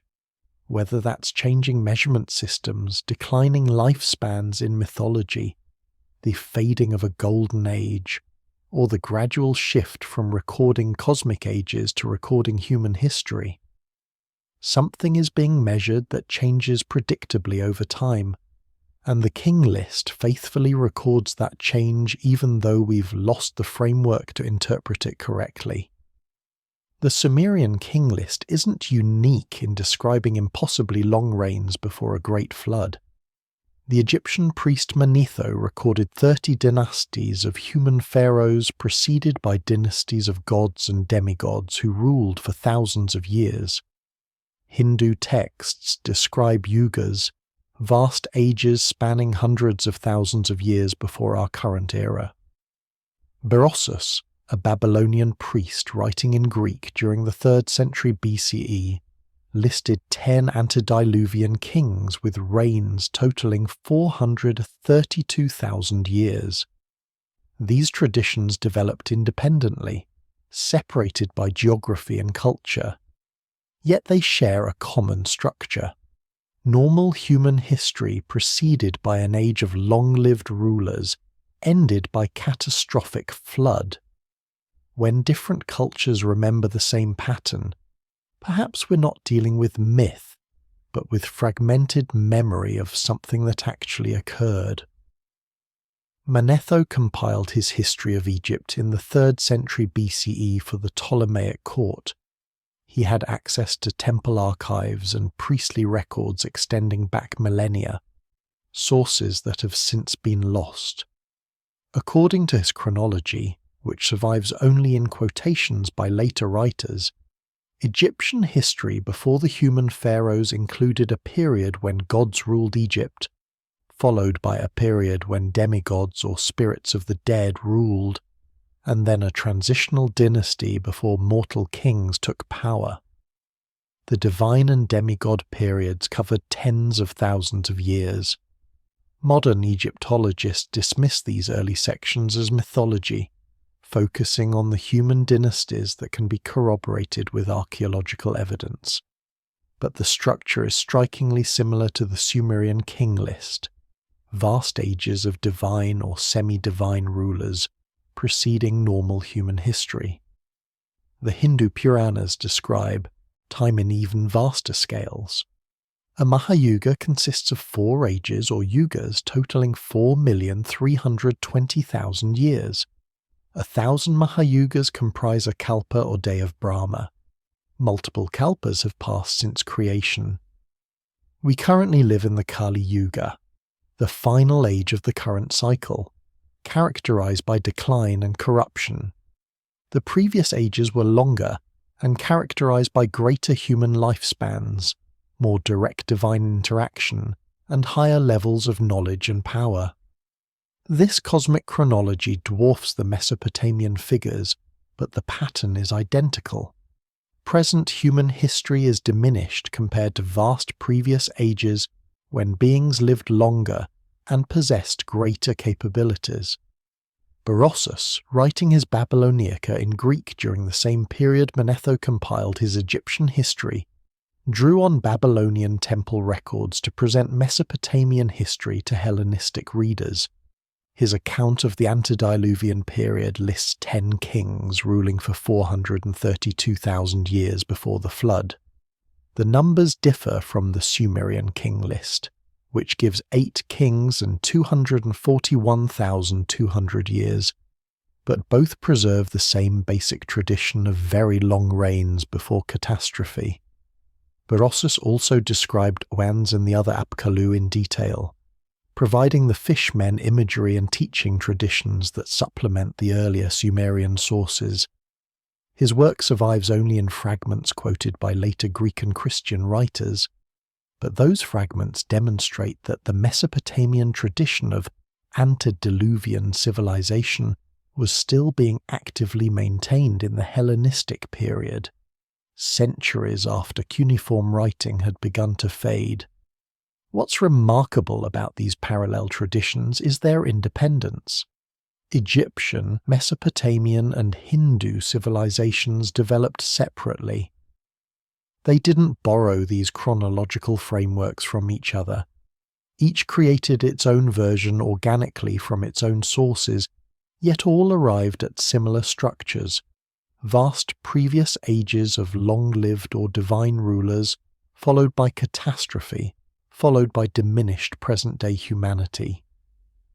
This parallel development suggests they might all be preserving fragmented memory of actual historical patterns, however distorted by time and cultural interpretation. Flood stories themselves appear in cultures worldwide. Greek tradition remembers Deucalion's flood. The Bible records Noah's flood. Hindu tradition includes multiple flood narratives.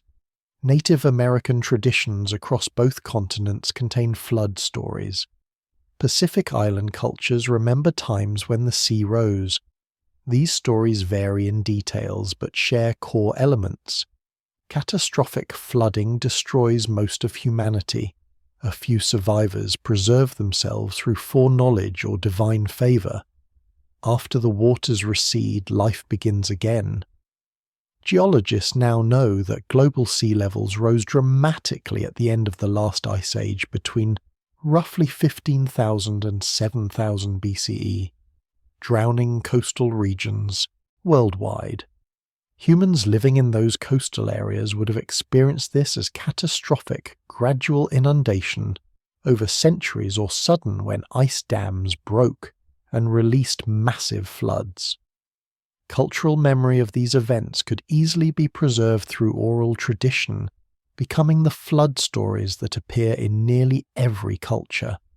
If we accept that the floods in these traditions preserve memory of real events, then perhaps the pre-flood chronologies also preserve something real, however distorted. Not literal individual humans living tens of thousands of years, but something about the timescale of pre-flood civilization, the ages across which it developed, the vast time span it existed before catastrophe disrupted it.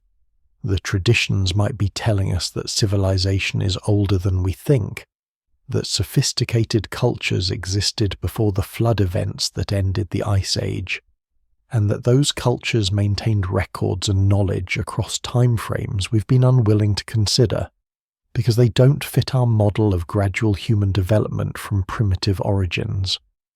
The convergence of these traditions from multiple independent cultures creates what researchers call consilience, the strengthening of claims when multiple independent lines of evidence point in the same direction.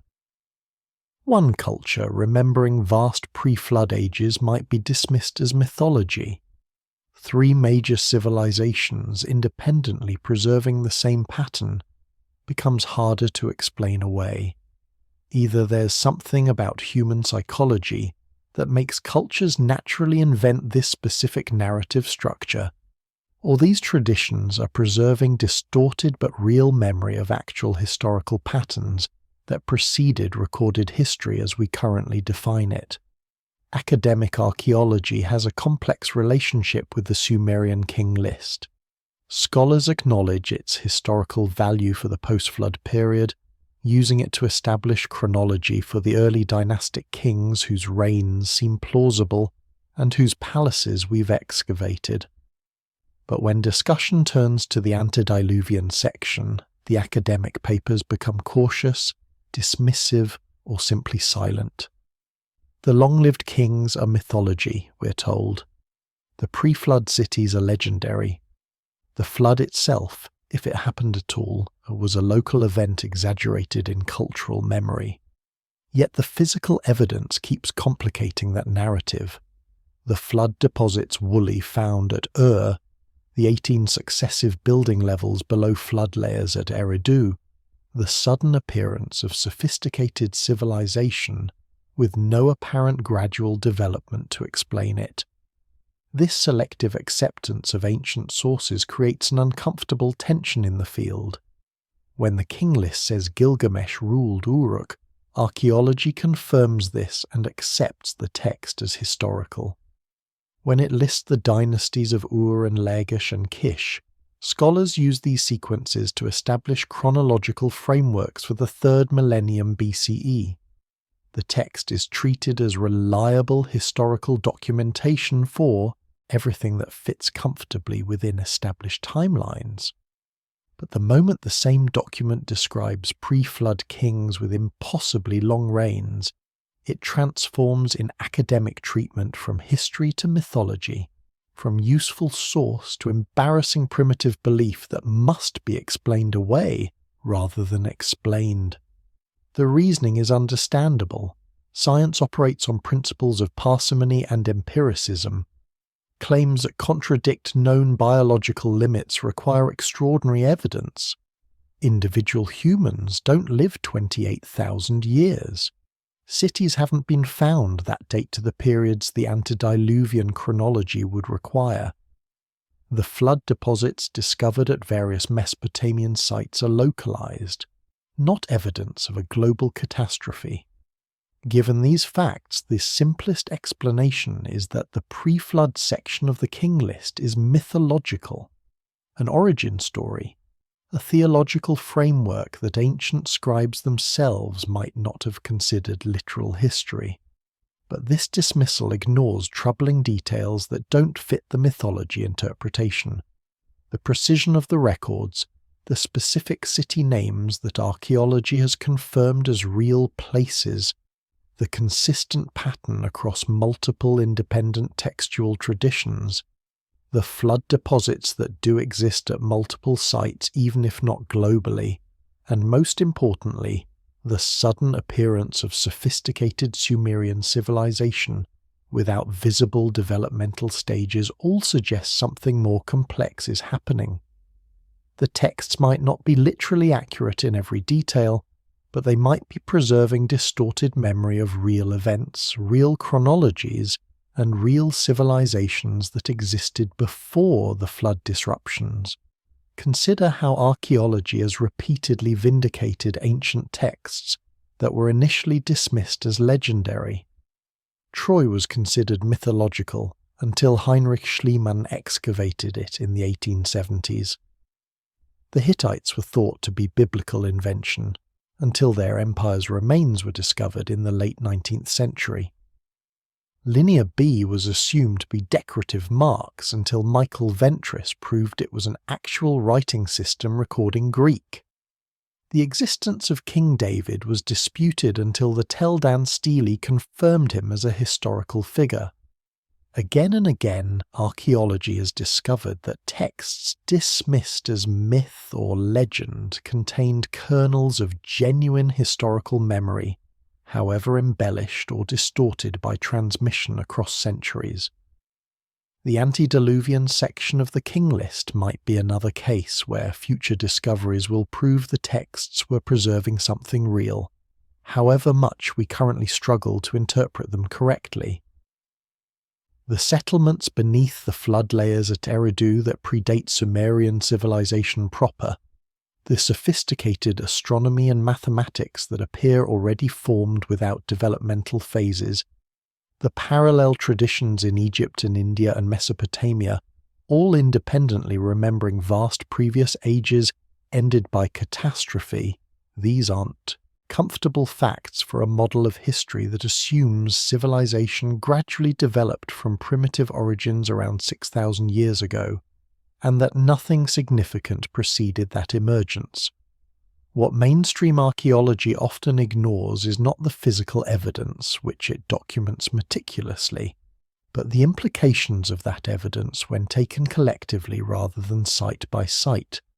Yes, flood deposits at one site might be local, but flood deposits at multiple sites across southern Mesopotamia, occurring around similar time periods, separating occupation layers that show cultural discontinuity, that's a pattern suggesting something more significant happened.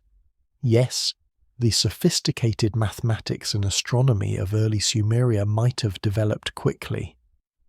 But when that development shows no experimental phases, no visible learning curve, and appears already refined, perhaps we should consider whether it was being reconstructed from earlier knowledge rather than invented for the first time. The academic reluctance to engage seriously with the antediluvian traditions isn't necessarily dogmatism or closed-mindedness. It's the reasonable caution of a discipline that's been burned before by spectacular claims that couldn't be substantiated. Von Däniken's Ancient Astronauts, Atlantis theories placing advanced civilizations in impossible locations and times, claims of electricity in ancient Egypt or aviation in ancient India. All of this pseudo-archaeology has made serious scholars understandably wary of anything that sounds like alternative history. The result, though, is sometimes an overcorrection where anomalous evidence gets minimized or ignored rather than investigated, and ancient texts get dismissed when they describe things outside the accepted framework, rather than prompting reconsideration of that framework. Scattered through Sumerian texts are references to climate and landscape that don't match modern Iraq. They describe abundant water, lush marshlands, a world significantly wetter and more temperate than the region became.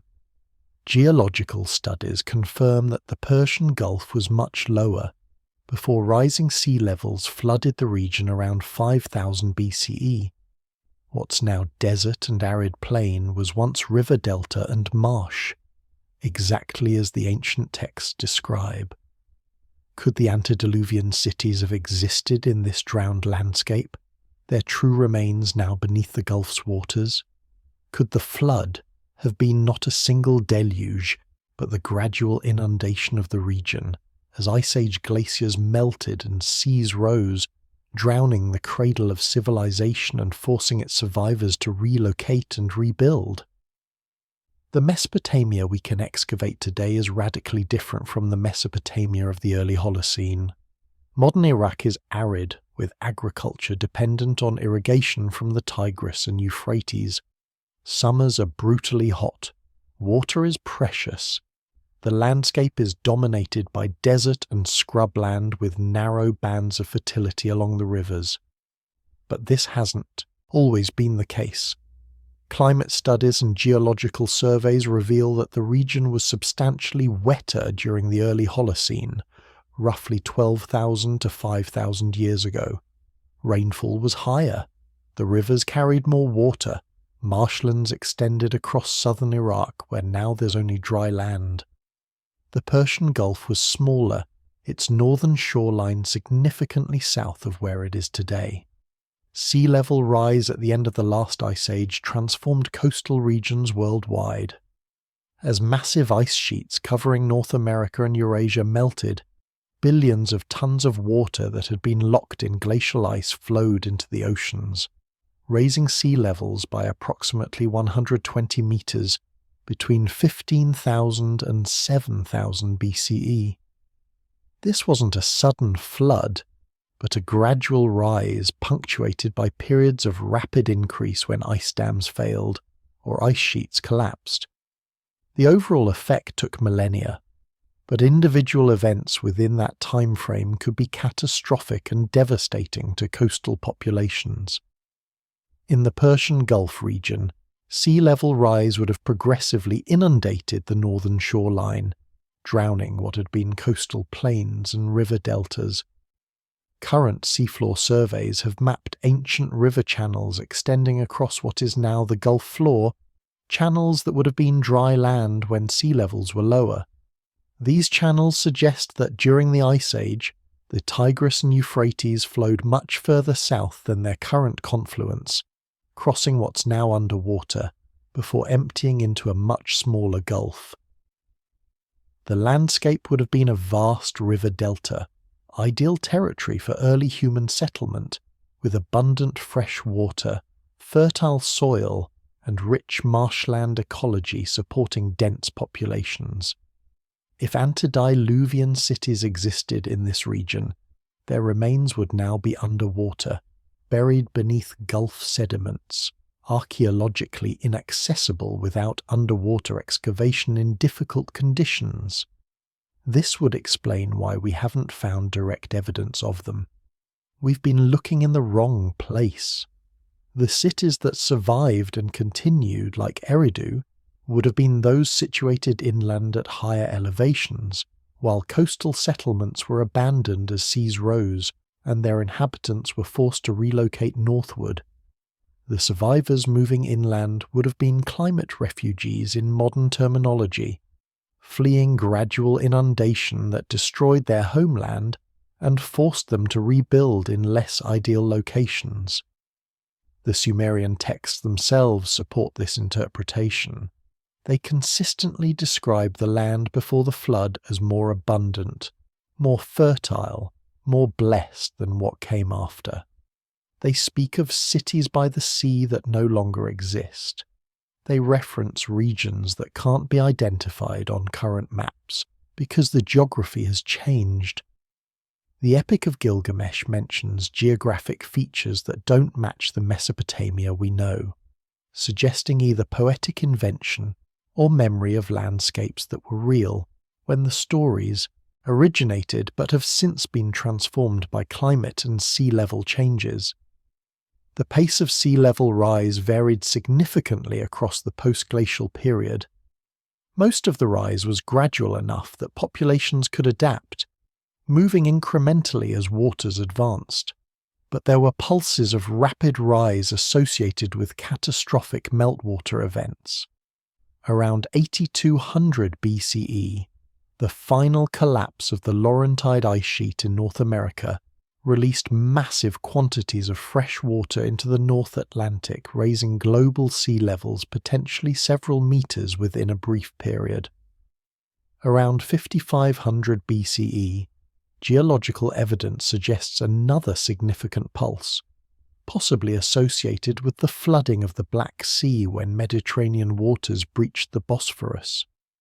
These rapid events would have seemed like catastrophic floods to populations experiencing them, sudden disasters that drowned familiar landscapes and forced mass migration. If we place the Sumerian flood traditions in this geological context, they make more sense. The flood that swept over wasn't necessarily a single event, but a process of ongoing inundation across millennia, punctuated by catastrophic pulses that became the dramatic centre of the cultural memory. The antediluvian cities existed in the coastal regions that are now underwater. The survivors fled inland, establishing new cities like Eridu and Uruk on higher ground. They preserved what knowledge they could, but much was lost in the displacement. The world they remembered was literally drowned, its remains buried beneath the Persian Gulf, accessible only through the fragmentary texts they managed to preserve and copy and pass down through generations. In 1994, when excavations began at Göbekli Tepe in southeastern Turkey, archaeologists expected to find another Neolithic village, modest and crude. Instead, they uncovered massive stone temples with pillars weighing up to 16 tons, decorated with sophisticated carvings of animals and abstract symbols. The radiocarbon dates came back, 9600 BCE, perhaps older.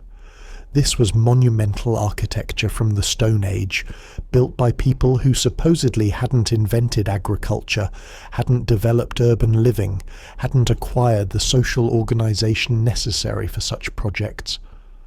Yet there it stood, older than Sumeria, older than Egypt, proof that civilization's emergence was far more complex than our textbooks claimed. If Göbekli Tepe could exist 8,000 years before Sumeria, what else might have existed that we simply haven't found? The site sits on a hilltop in southeastern Turkey, a landscape of rolling hills and rocky outcrops that seems unremarkable until you start digging. Klaus Schmidt, the German archaeologist who led the excavations from 1995 until his death in 2014, initially thought he was excavating a Byzantine cemetery. Then the team reached the megaliths, massive T-shaped limestone pillars standing in circular arrangements, and everything they thought they knew about the Neolithic period had to be reconsidered. This wasn't supposed to exist.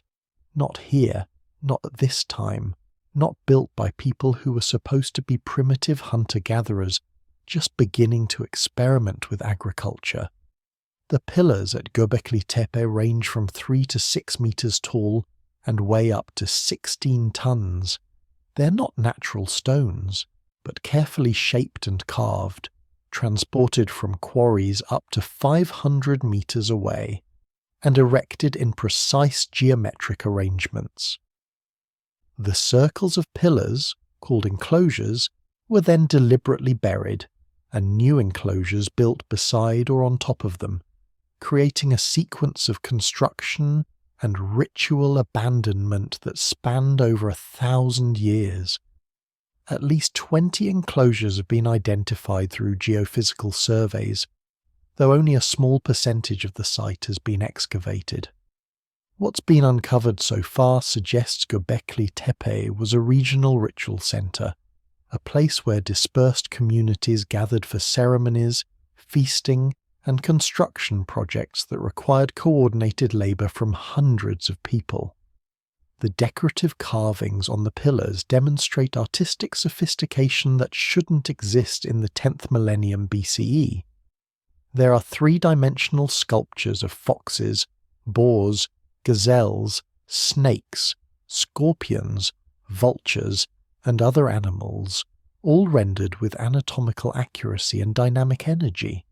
There are abstract symbols whose meanings remain obscure, H-shapes, circles, crescents, geometric patterns that might represent astronomical observations or symbolic communications.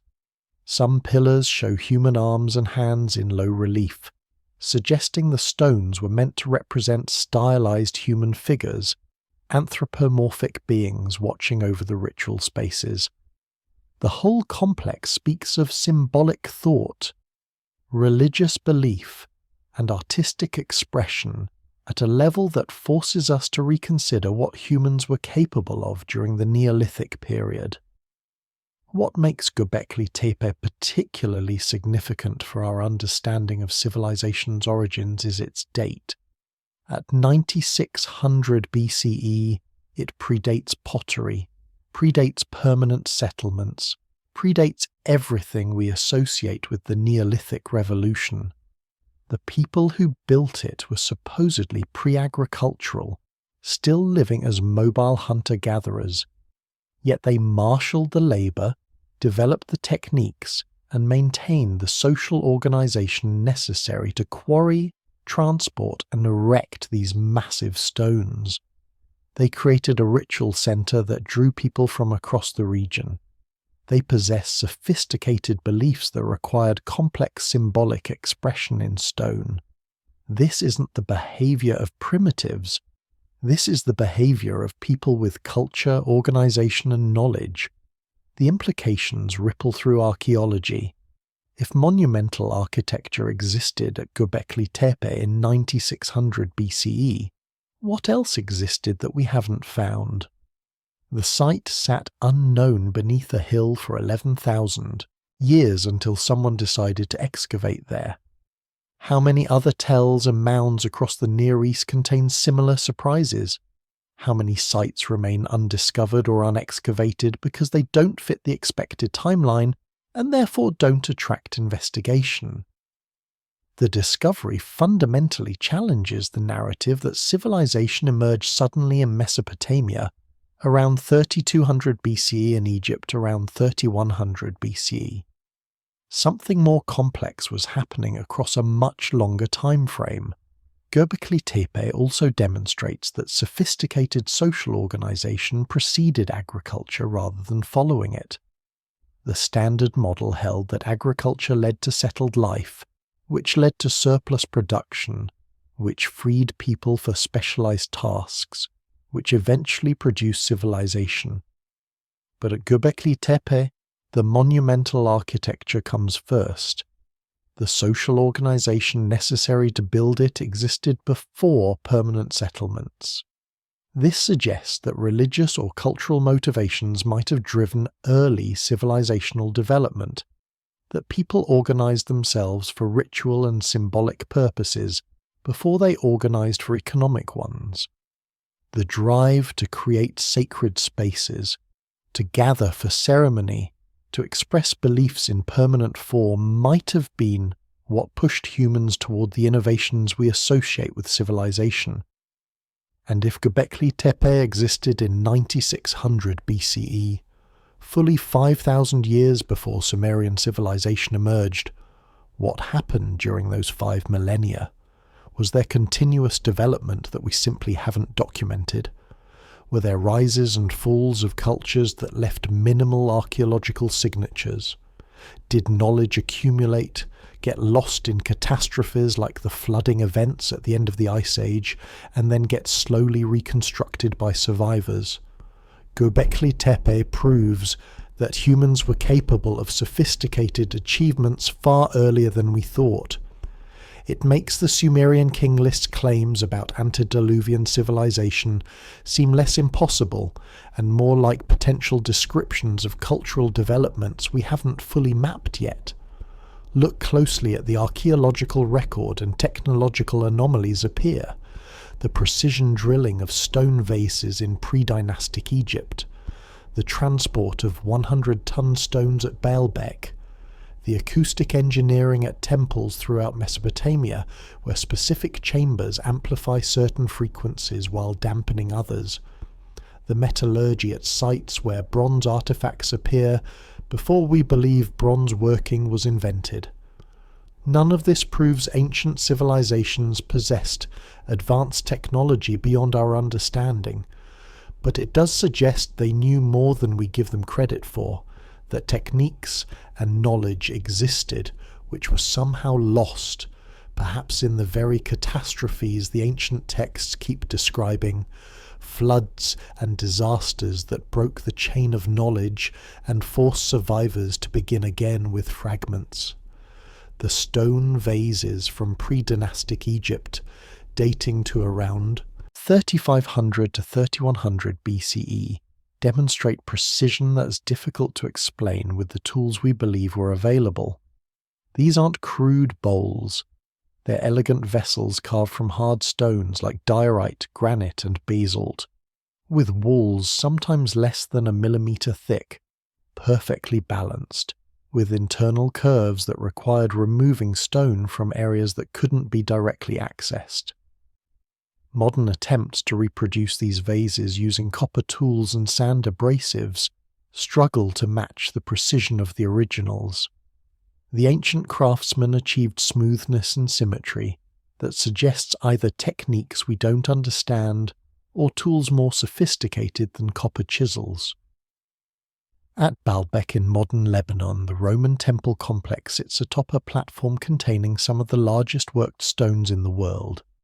The trilithon consists of 3 limestone blocks, each weighing approximately 800 tons. These aren't Roman work, but earlier construction that the Romans built upon, dating to uncertain but ancient periods. A 4th stone, called the Stone of the Pregnant Woman, still lies in the quarry nearby, weighing approximately 1,000 tons. How were these moved? The Romans, master engineers who built roads and aqueducts across their empire, didn't move stones this large. Their largest constructions used stones of perhaps 50 to 100 tons. 800-ton blocks are in a different category entirely, requiring technologies or techniques that left no trace in the archaeological record. Acoustic engineering appears at multiple ancient sites in ways that seem too sophisticated to be accidental. At the Hypogeum of Hal Saflieni in Malta, certain chambers resonate at a frequency around 110 Hz when sounds are made within them. Modern acoustic analysis shows this frequency can affect human brain activity, potentially inducing altered states of consciousness. At the Temple of Kukulkan at Chichen Itza, hand claps in front of the pyramid produce echoes that sound like the chirp of the Quetzal bird, sacred to the Maya. At various Mesopotamian temples, archaeologists have documented chambers where specific architectural features amplify certain sound frequencies while dampening others, as if the spaces were designed for acoustic effects. Were these intentional? Did ancient builders understand acoustic principles well enough to engineer spaces for specific sound qualities? bronze working presents chronological anomalies at several sites. Bronze requires combining copper and tin in proper proportions, and tin sources are relatively rare. The technology supposedly developed gradually across the late 4th millennium BCE in the Near East. Yet bronze artifacts appear at sites like Ban Chiang in Thailand dated to around 3500 BCE, contemporary with or even preceding Near Eastern bronze. Serbian sites have produced copper tools from the 5th millennium BCE, much earlier than copper working was supposed to exist in that region. Either our chronologies for metallurgical development are wrong, or knowledge of metalworking spread much earlier and wider than we've documented, or multiple independent centers developed these technologies in parallel. These anomalies don't require assuming ancient aliens or lost super-civilizations with electricity and computers, but they do suggest our understanding of ancient capabilities is incomplete. Techniques existed that we've either lost or never properly understood. Knowledge of materials, methods, and engineering that ancient craftsmen possessed through long tradition might have been far more sophisticated than we credit. When civilizations collapsed or experienced the catastrophes described in ancient texts, much of this practical knowledge would have been lost with the master craftsmen who held it. Later generations would have to rediscover techniques through trial and error, sometimes successfully, sometimes settling for cruder methods that were good enough, even if inferior to what their ancestors achieved. The pattern of technological loss and recovery appears throughout history. The Romans made concrete that has lasted 2,000 years and still surpasses modern concrete in certain qualities. The formula was lost for over a millennium after Rome fell. Medieval Europeans couldn't match the steel quality of Roman weapons. The Damascus steel techniques were lost when the crucible steel centers declined. Greek fire, the Byzantine incendiary weapon, remains mysterious because the formula was so closely guarded it was lost when the empire fell.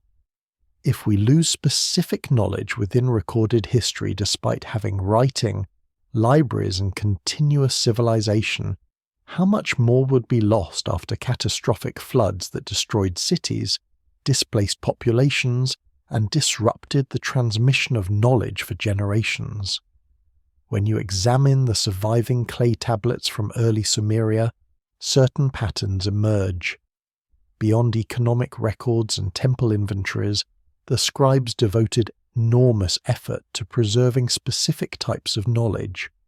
Astronomical observations, mathematical tables, chronological lists, technical procedures for metallurgy and building, medical texts, and above all, copies of older texts. The tablets often specify their copies, that the original was ancient, damaged, barely readable. Scribes were frantically copying deteriorating records, racing against time and decay to preserve knowledge they clearly valued as irreplaceable. It's the behavior of people who know they're the inheritors of something precious and fragmentary, not the originators of something new. Walk through the British Museum's collection of cuneiform tablets, or the University of Pennsylvania Museum's holdings from Nippur, or Yale's Babylonian collection, and you'll see this pattern repeated across thousands of texts. Many tablets include colophons, endnotes added by scribes identifying themselves and describing the circumstances of the copy. They write things like, "Copy of an ancient tablet, the original damaged and illegible in places," or "Written from a worm-eaten tablet, text unclear," or "Copied from an old tablet from before the flood," claiming explicitly that their source predated the catastrophe. These aren't casual notations. These are careful documentation by scribes who understood they were part of a preservation project spanning generations. The types of knowledge receiving this careful copying treatment reveal what Mesopotamian civilization considered most valuable and most at risk of loss. Astronomical texts were copied extensively, with multiple versions of the same observations preserved in different archives. Mathematical tables were reproduced across centuries, with scribes adding corrections or alternative methods while preserving the original procedures. Medical texts were maintained with careful notation of which treatments came from ancient sources versus contemporary practice. Technical manuals describing metallurgy, glass-making, and building techniques were preserved, even when some of the procedures they described were no longer fully understood or practiced. This last point is particularly telling. Some tablets describe processes that the copying scribes apparently didn't fully comprehend. They preserved the text faithfully because they valued it as ancient knowledge, even though the practical application had been lost. It's like someone today copying a medieval manuscript on sword making, who's never actually forged a sword, preserving the text not because they can use it, but because they recognize it as valuable knowledge that shouldn't be allowed to disappear. The Mesopotamian scribes were doing the same thing, maintaining texts whose full meaning or application they might not grasp, but whose importance they recognized. The King List themselves exemplify this preservation impulse. Multiple copies exist from different cities and different periods, each one carefully maintained and updated. The scribes who copied the antediluvian sections knew the numbers seemed strange, knew the pre-flood kings were from a different type of time, but they preserved those sections anyway because the texts were ancient and important. They didn't rationalize the numbers or edit them to make more sense. They copied what they found, adding notations when sources disagreed but maintaining the integrity of the original data. This is the behavior of archivists and librarians, not of people inventing mythology. Nippur, that city of scribes mentioned earlier, functioned essentially as Mesopotamia's central library and Scribal academy. Apprentice scribes learned their craft there by copying standard texts, including mathematical problems, literary works, and historical records. The pedagogy involved exact reproduction, training young scribes to copy faithfully without introducing errors. This created generations of professionals who valued textual accuracy, who understood their role as maintainers of civilization's knowledge rather than creators. The tablets they produced weren't literature in our modern sense of creative works. They were documentation, preservation, the careful maintenance of knowledge that had to be protected against the decay of clay, the destruction of libraries in wars, and the simple passage of time that could erase what wasn't continually recopied. The scribal colophons sometimes express urgency, written quickly before the tablet crumbles, or copied in haste as the original was breaking. You can sense anxiety in these notes, awareness that knowledge was fragile, that originals deteriorated, that without constant effort to copy and preserve, everything could be lost again. These weren't people confident in their civilization's permanence. These were people who'd inherited fragments, who knew their ancestors had lost much, and who were determined to preserve what remained. The Sumerian scribes wrote as if they knew catastrophe was possible, as if they'd seen or heard of times when knowledge was nearly lost, and they weren't going to let it happen on their watch. Of all the ancient Sumerian cities, Nippur held special status. It wasn't the wealthiest or most powerful. It produced no dynasty of kings. Yet it was considered the spiritual centre of Mesopotamia, this city where kingship was legitimate only if blessed by Nippur's god Enlil. More importantly, Nippur's Scribal schools preserved the largest collection of literary and scholarly texts, thousands of tablets containing everything from mathematical problems to wisdom literature, hymns to administrative records. When excavations began in the 1880s, they found library after library, schools where scribes learned not just to write, but to copy and preserve the oldest texts. Nippur was civilization's memory, the place where the past was kept alive, where records too important to lose were duplicated and stored against the day when they might again be needed. The University of Pennsylvania expedition to Nippur, beginning in 1889, lasted intermittently for decades and recovered over 30,000 cuneiform tablets. This wasn't the personal library of a king or the archive of a single temple. This was an institutional collection, multiple libraries and scribal schools accumulated across centuries, representing Mesopotamia's deliberate effort to maintain its knowledge base. The tablets covered every conceivable subject: religious hymns and mythology, mathematical exercises and astronomical tables, medical diagnosis and herbal remedies, legal precedents and administrative procedures, literary works and wisdom literature. If it was knowledge worth preserving, Nippur had copies. What distinguished Nippur from other cities was its political neutrality. While Uruk, Lagash and Kish competed for supremacy, fought wars, and rose and fell in cycles of conquest and defeat, Nippur remained apart from these struggles. It held no political ambitions. Its importance was purely religious and scholarly. Kings who conquered other cities left Nippur intact, even supported it, because to destroy Nippur would be to destroy Mesopotamian civilization's collective memory.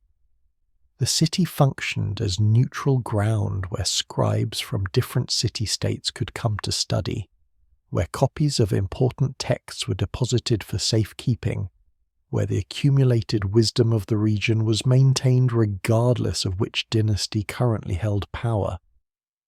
The scribal schools at Nippur followed rigorous training programs. Students learned cuneiform by copying standard text repeatedly until they'd internalized both the writing system and the content.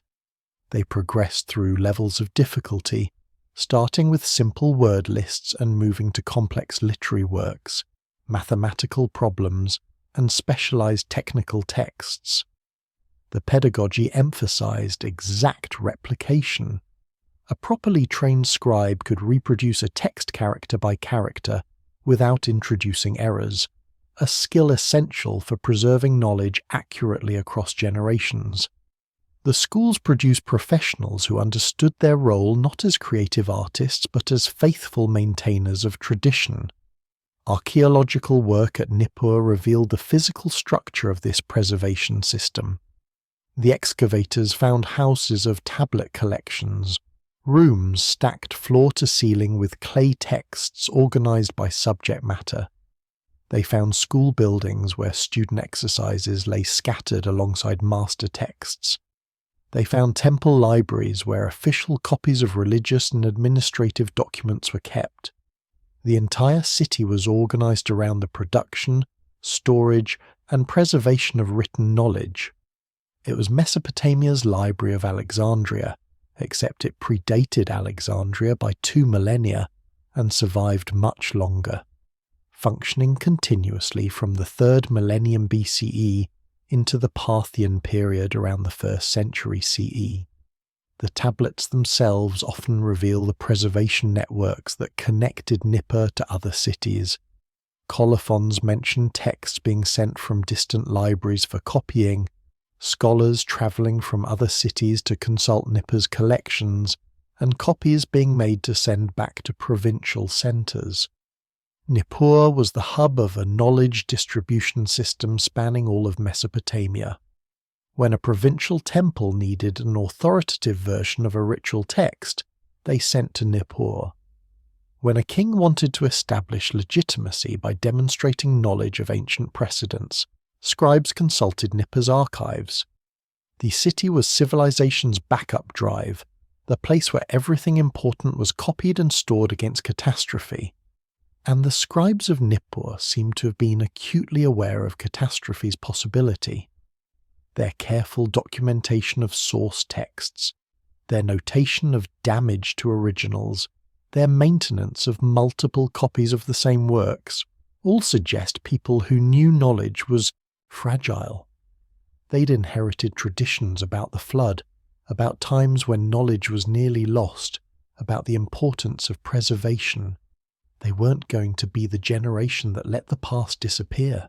Their obsessive copying, their institutional dedication to maintaining texts even when the practical use wasn't immediately apparent, their creation of a city whose entire purpose was memory, all of this speaks to a civilization that understood what was at stake.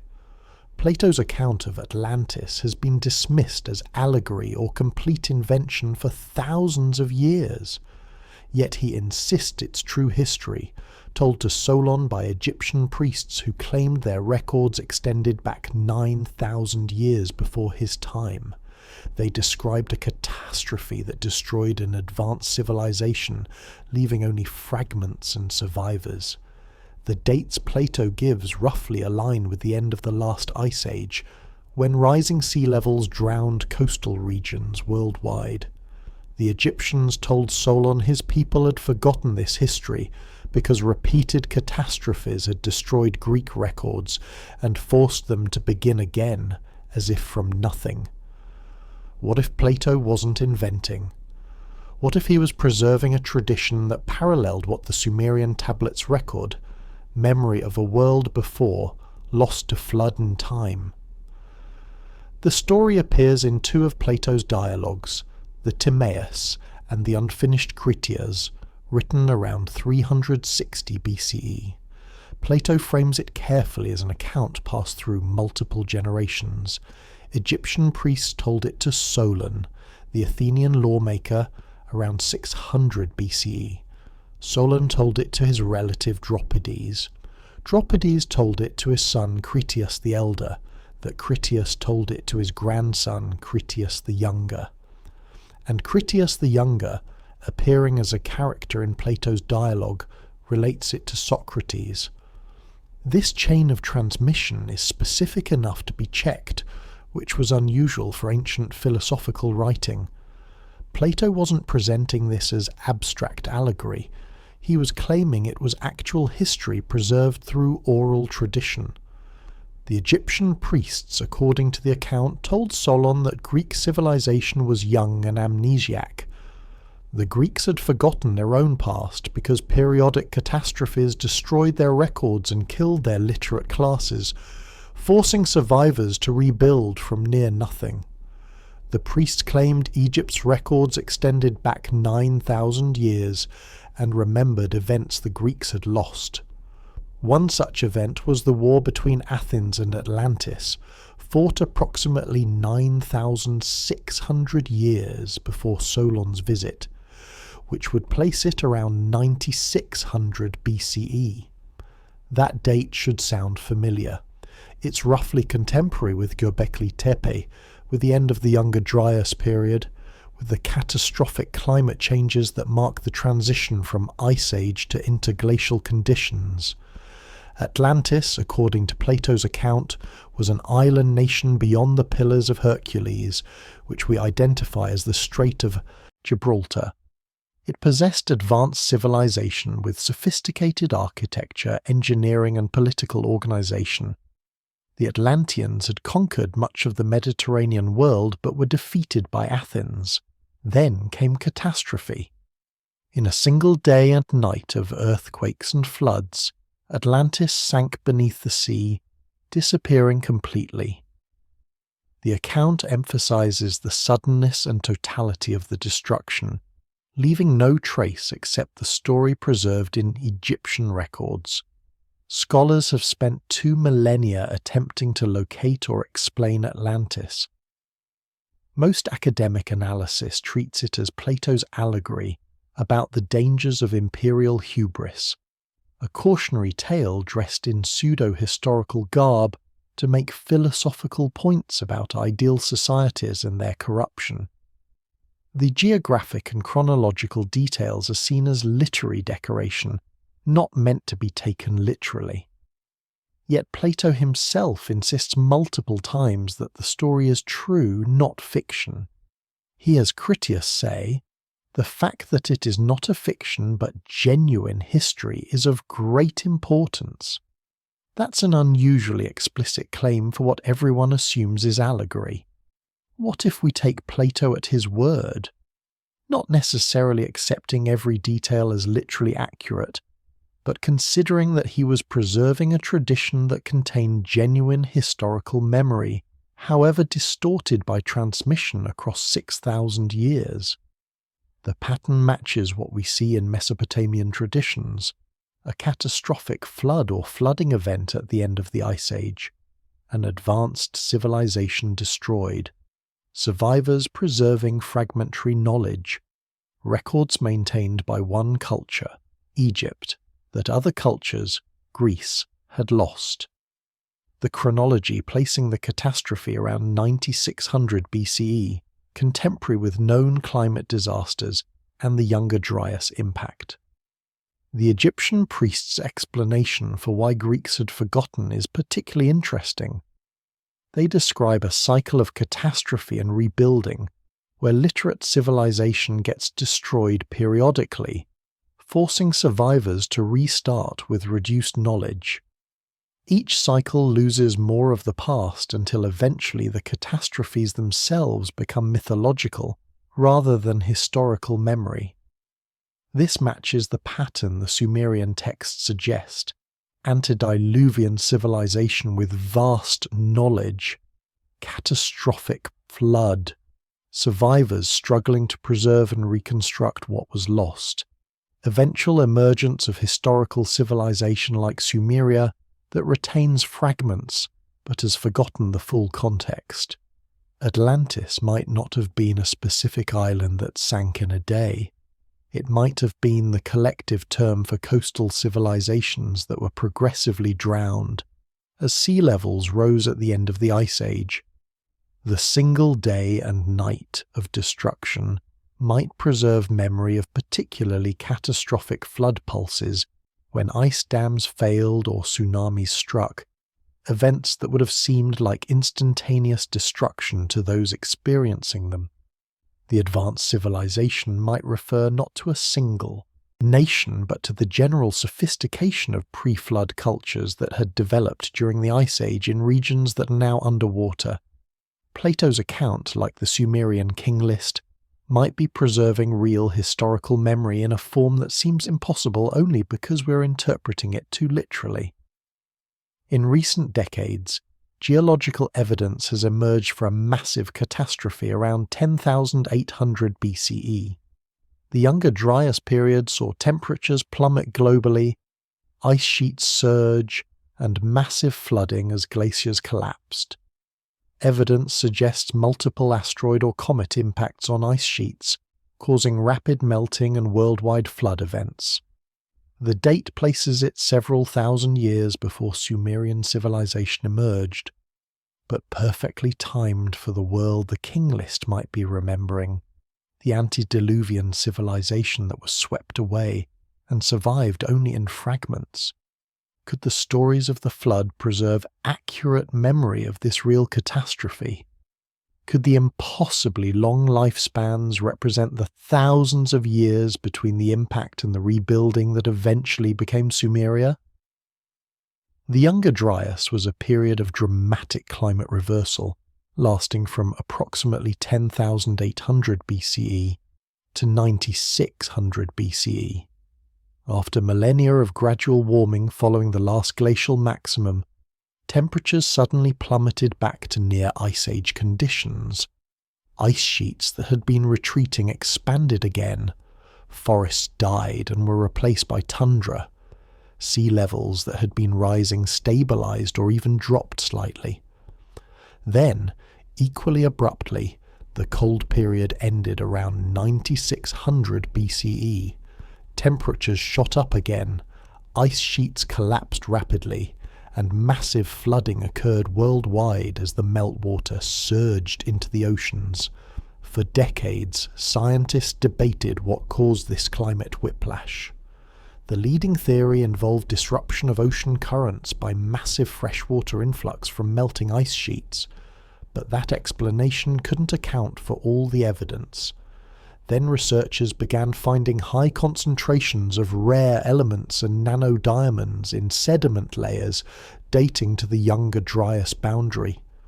These markers suggested extraterrestrial impact, possibly a fragmenting comet striking ice sheets and triggering the climate reversal. Subsequent research has identified impact markers at multiple sites across North America and Europe, suggesting not a single impact but multiple fragments from a disintegrating comet striking across a wide area. The effects of such impacts on ice sheets would have been catastrophic. The kinetic energy would have melted massive quantities of ice instantly, sending huge volumes of meltwater into the oceans and atmosphere.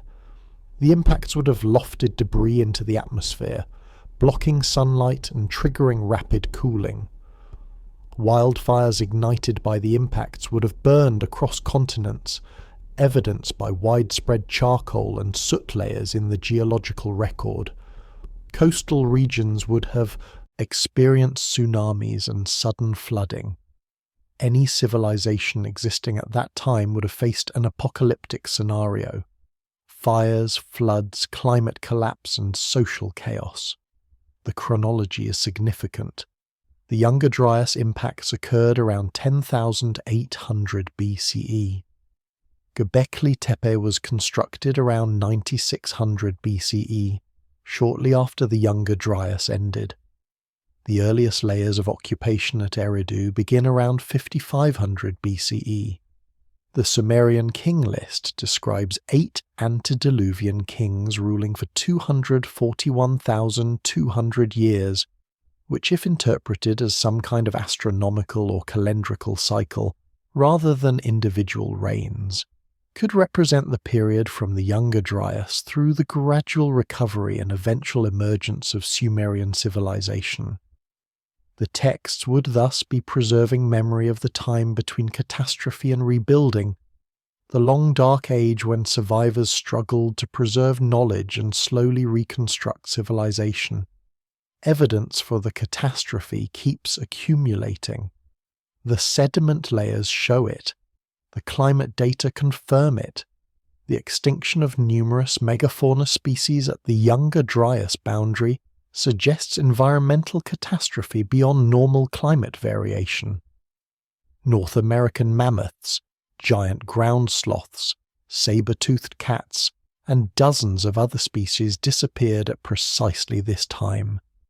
The human population in North America seems to have crashed, with Clovis culture ending abruptly and being replaced by different, apparently smaller populations using different technologies. Something devastating happened that affected the entire Northern Hemisphere and possibly beyond. If human civilizations existed before the Younger Dryas catastrophe, and evidence like Göbekli Tepe suggests some level of sophisticated culture did exist, then those civilizations would have been destroyed or severely disrupted by the impacts and subsequent climate chaos. Survivors would have faced a hostile world, temperatures in flux, food sources destroyed, social structures collapsed, populations decimated. The knowledge they carried would have been fragmentary, whatever they could remember, and passed down through oral tradition while struggling just to survive. It would take thousands of years for populations to recover, for climate to stabilize, for conditions to allow the rebuilding that eventually produced Sumerian civilization. The flood stories in Mesopotamian tradition would preserve memory of this real event, distorted by transmission across 10,000 years, but still recognizably describing an actual catastrophe that drowned the world their ancestors knew. If we accept that some form of advanced society existed before the flood events that ended the last ice age, we must consider how anything survived. The answer appears in the texts themselves. The stories repeatedly mention those who were warned, who prepared, who preserved. Ziusudra in the Sumerian account, Utnapishtim in the epic of Gilgamesh, Noah in the Hebrew Bible.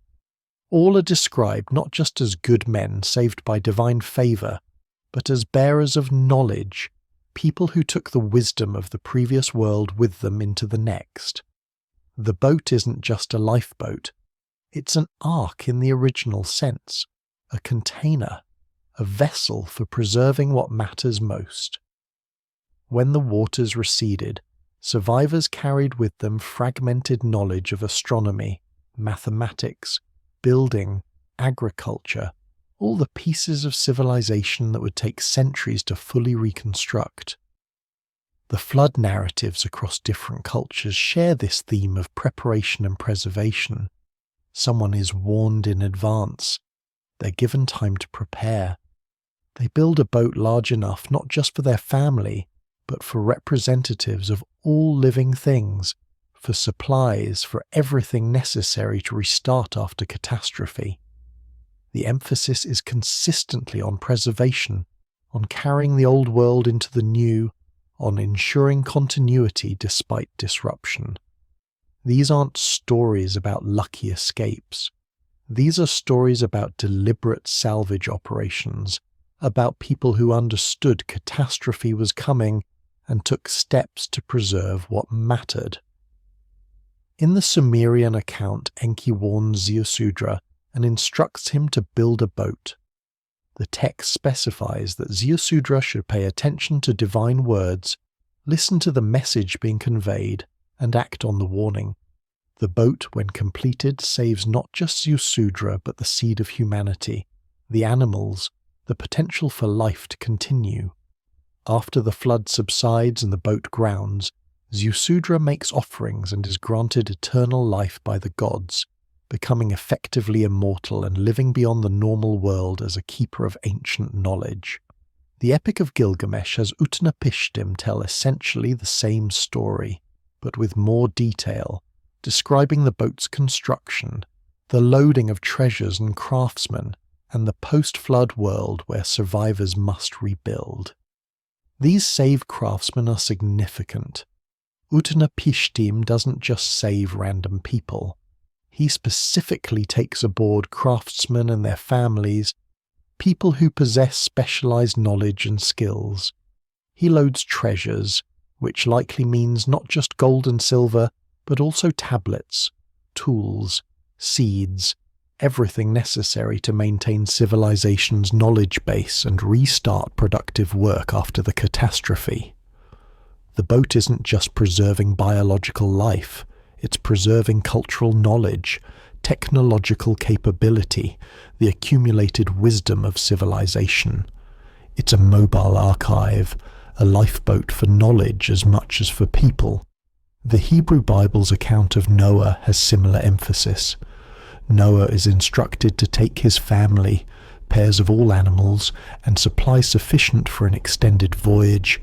He's also described as righteous and blameless, chosen specifically because he maintains proper knowledge and behavior that should be preserved. After the flood, Noah's descendants repopulate the earth, but they've lost much of the antediluvian world's knowledge.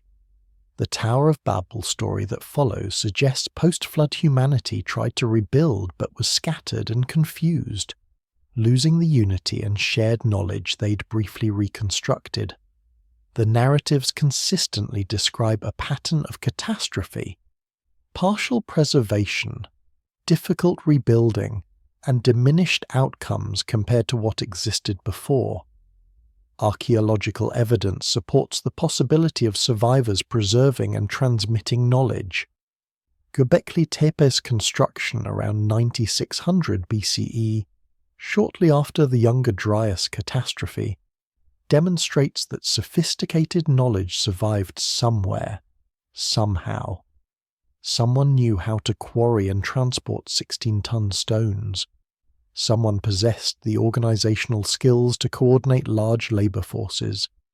someone maintained religious or cultural traditions that valued monumental expression enough to commit enormous resources to it. This knowledge didn't appear from nowhere. It survived the catastrophe, carried by refugees or survivors who knew what had been lost and were determined to preserve and rebuild what they could.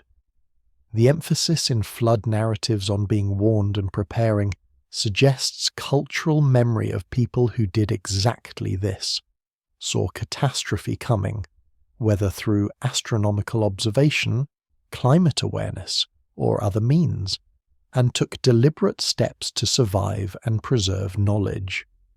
The boat becomes symbolic of any refuge where knowledge keepers rode out the disaster. High ground, caves, isolated regions beyond the worst flooding, anywhere that allowed small populations to survive with their knowledge intact. When conditions stabilized, these survivors emerged and began teaching, transmitting what they knew to larger populations, seeding the recovery that eventually produced historical civilizations like Sumeria. If the Sumerian records contain truth rather than myth, the implications reshape everything we think we know about human civilization. History doesn't begin with Sumeria. It resumes there. Something came before, something sophisticated enough to develop mathematics, astronomy, architecture and writing, something that was destroyed or disrupted so severely that its survivors could preserve only fragments. The cities we excavate aren't humanity's first attempt at civilization, but perhaps its second or third or 100th. We're not the pinnacle of human achievement, slowly climbing from primitive origins. We're the latest iteration of a cycle that may have repeated before. Civilizations rising, reaching toward knowledge, then falling to catastrophe natural or self-inflicted, leaving only enough fragments for the next generation to slowly, painfully rebuild, wondering why the ruins beneath their feet seem so much more magnificent than anything they can create themselves. This perspective inverts our usual view of history. Instead of progressive ascent from primitive to sophisticated, we see cycles of rise and fall. Instead of assuming we know more than our ancestors, we might consider that we've forgotten more than we remember.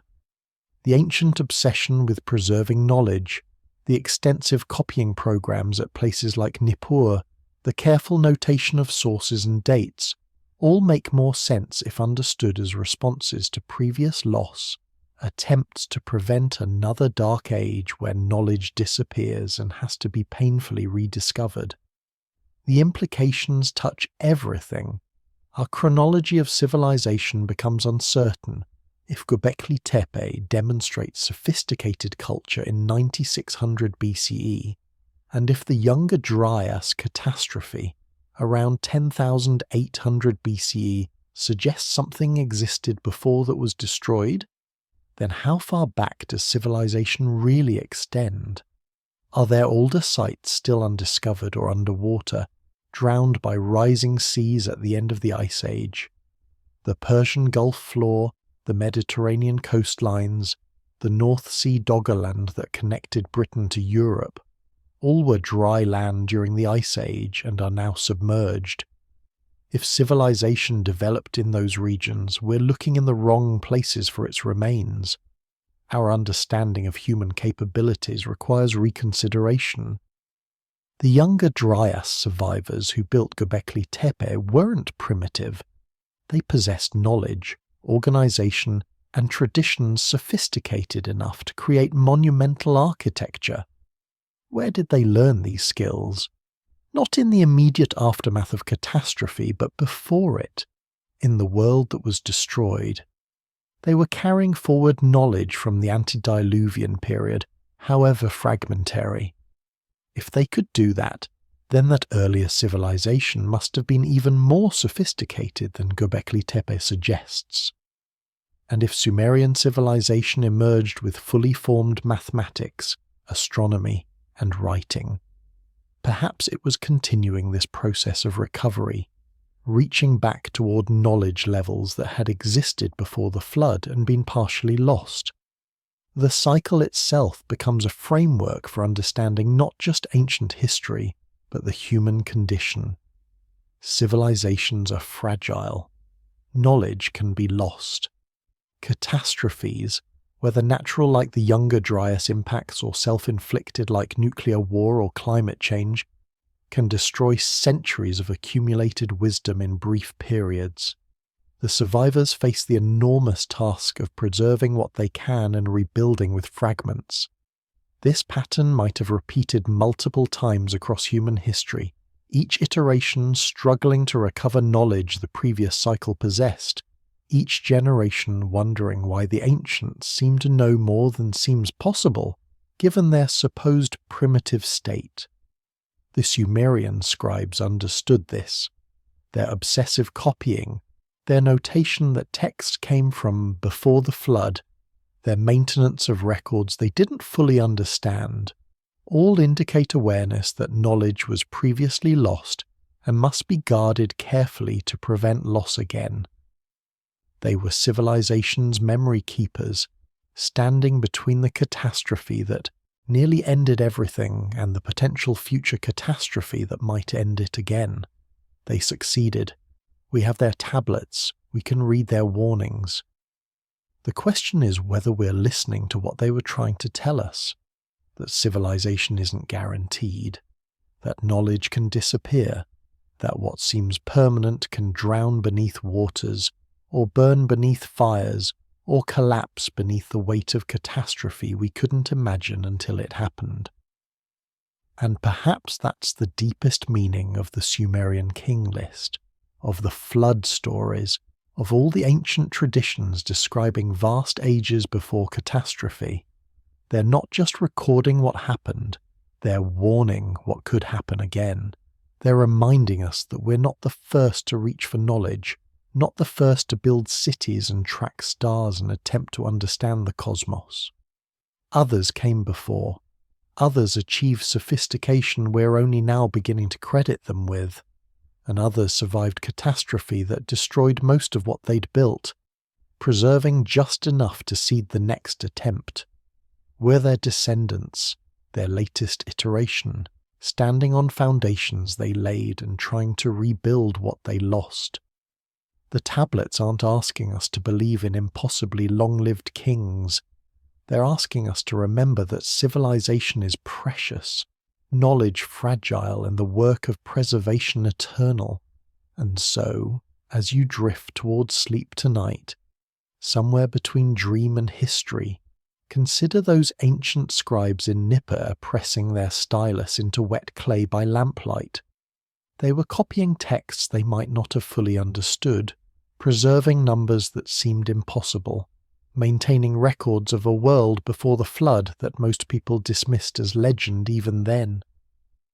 But they copied faithfully anyway, because they knew something we're only beginning to remember, that knowledge is fragile, that civilizations rise and fall, that what seems permanent can vanish beneath waters or time, leaving only fragments for those who come after. The tablets rest in museum cases now, behind protective glass, their cuneiform marks still holding mysteries we're only beginning to unravel. But perhaps that's fitting. Perhaps some knowledge is meant to wait, patient as stone, until the moment we're ready to understand what our ancestors were truly saying. They weren't primitive. They weren't inventing myths to explain what they couldn't comprehend. They were remembering, preserving, warning. They were standing at the edge of the abyss their civilization had barely survived, looking back at what was lost and recording everything they could so that we, their distant descendants, might one day piece together what really happened in the world before the flood swept over. Tonight, under the same stars the Sumerian astronomers tracked with such intensity, under the same moon that marked their calendars and guided their mathematics, you're connected to them across 5,000 years of unbroken human wonder. The Questions they asked are the questions we still ask. The knowledge they fought to preserve is knowledge we're still trying to recover. The catastrophes they survived are catastrophes we might face again. But like Zusudra loading his boat with craftsmen and treasures, like the scribes of Nippur copying their crumbling tablets, like all the knowledge keepers across human history who understood that memory matters and preservation is sacred, we carry forward what we've been given. So let yourself drift now into the same darkness those ancient watchers knew, under the wheeling constellations they mapped so carefully, into the deep waters of sleep where time dissolves and all the ages of human striving blend together into one continuous story. Rest now. The tablets will still be there when you wake, patient and mysterious, holding their secrets in baked clay, waiting for the next generation to ask the right questions, to see the patterns, to remember what was forgotten. The ancient world isn't gone. It's sleeping beneath our feet, beneath the waters, beneath the sand, dreaming of the day when someone will finally understand what it was trying to preserve. Let that mystery carry you gently down into peaceful darkness, where the past and present meet, where the flood survivors and the tablet keepers and all of us who wonder about our origins become one continuous thread of human consciousness stretching back and back and back into the mists before history began. Sleep well. The ancient world is still here, whispering its secrets in the dark.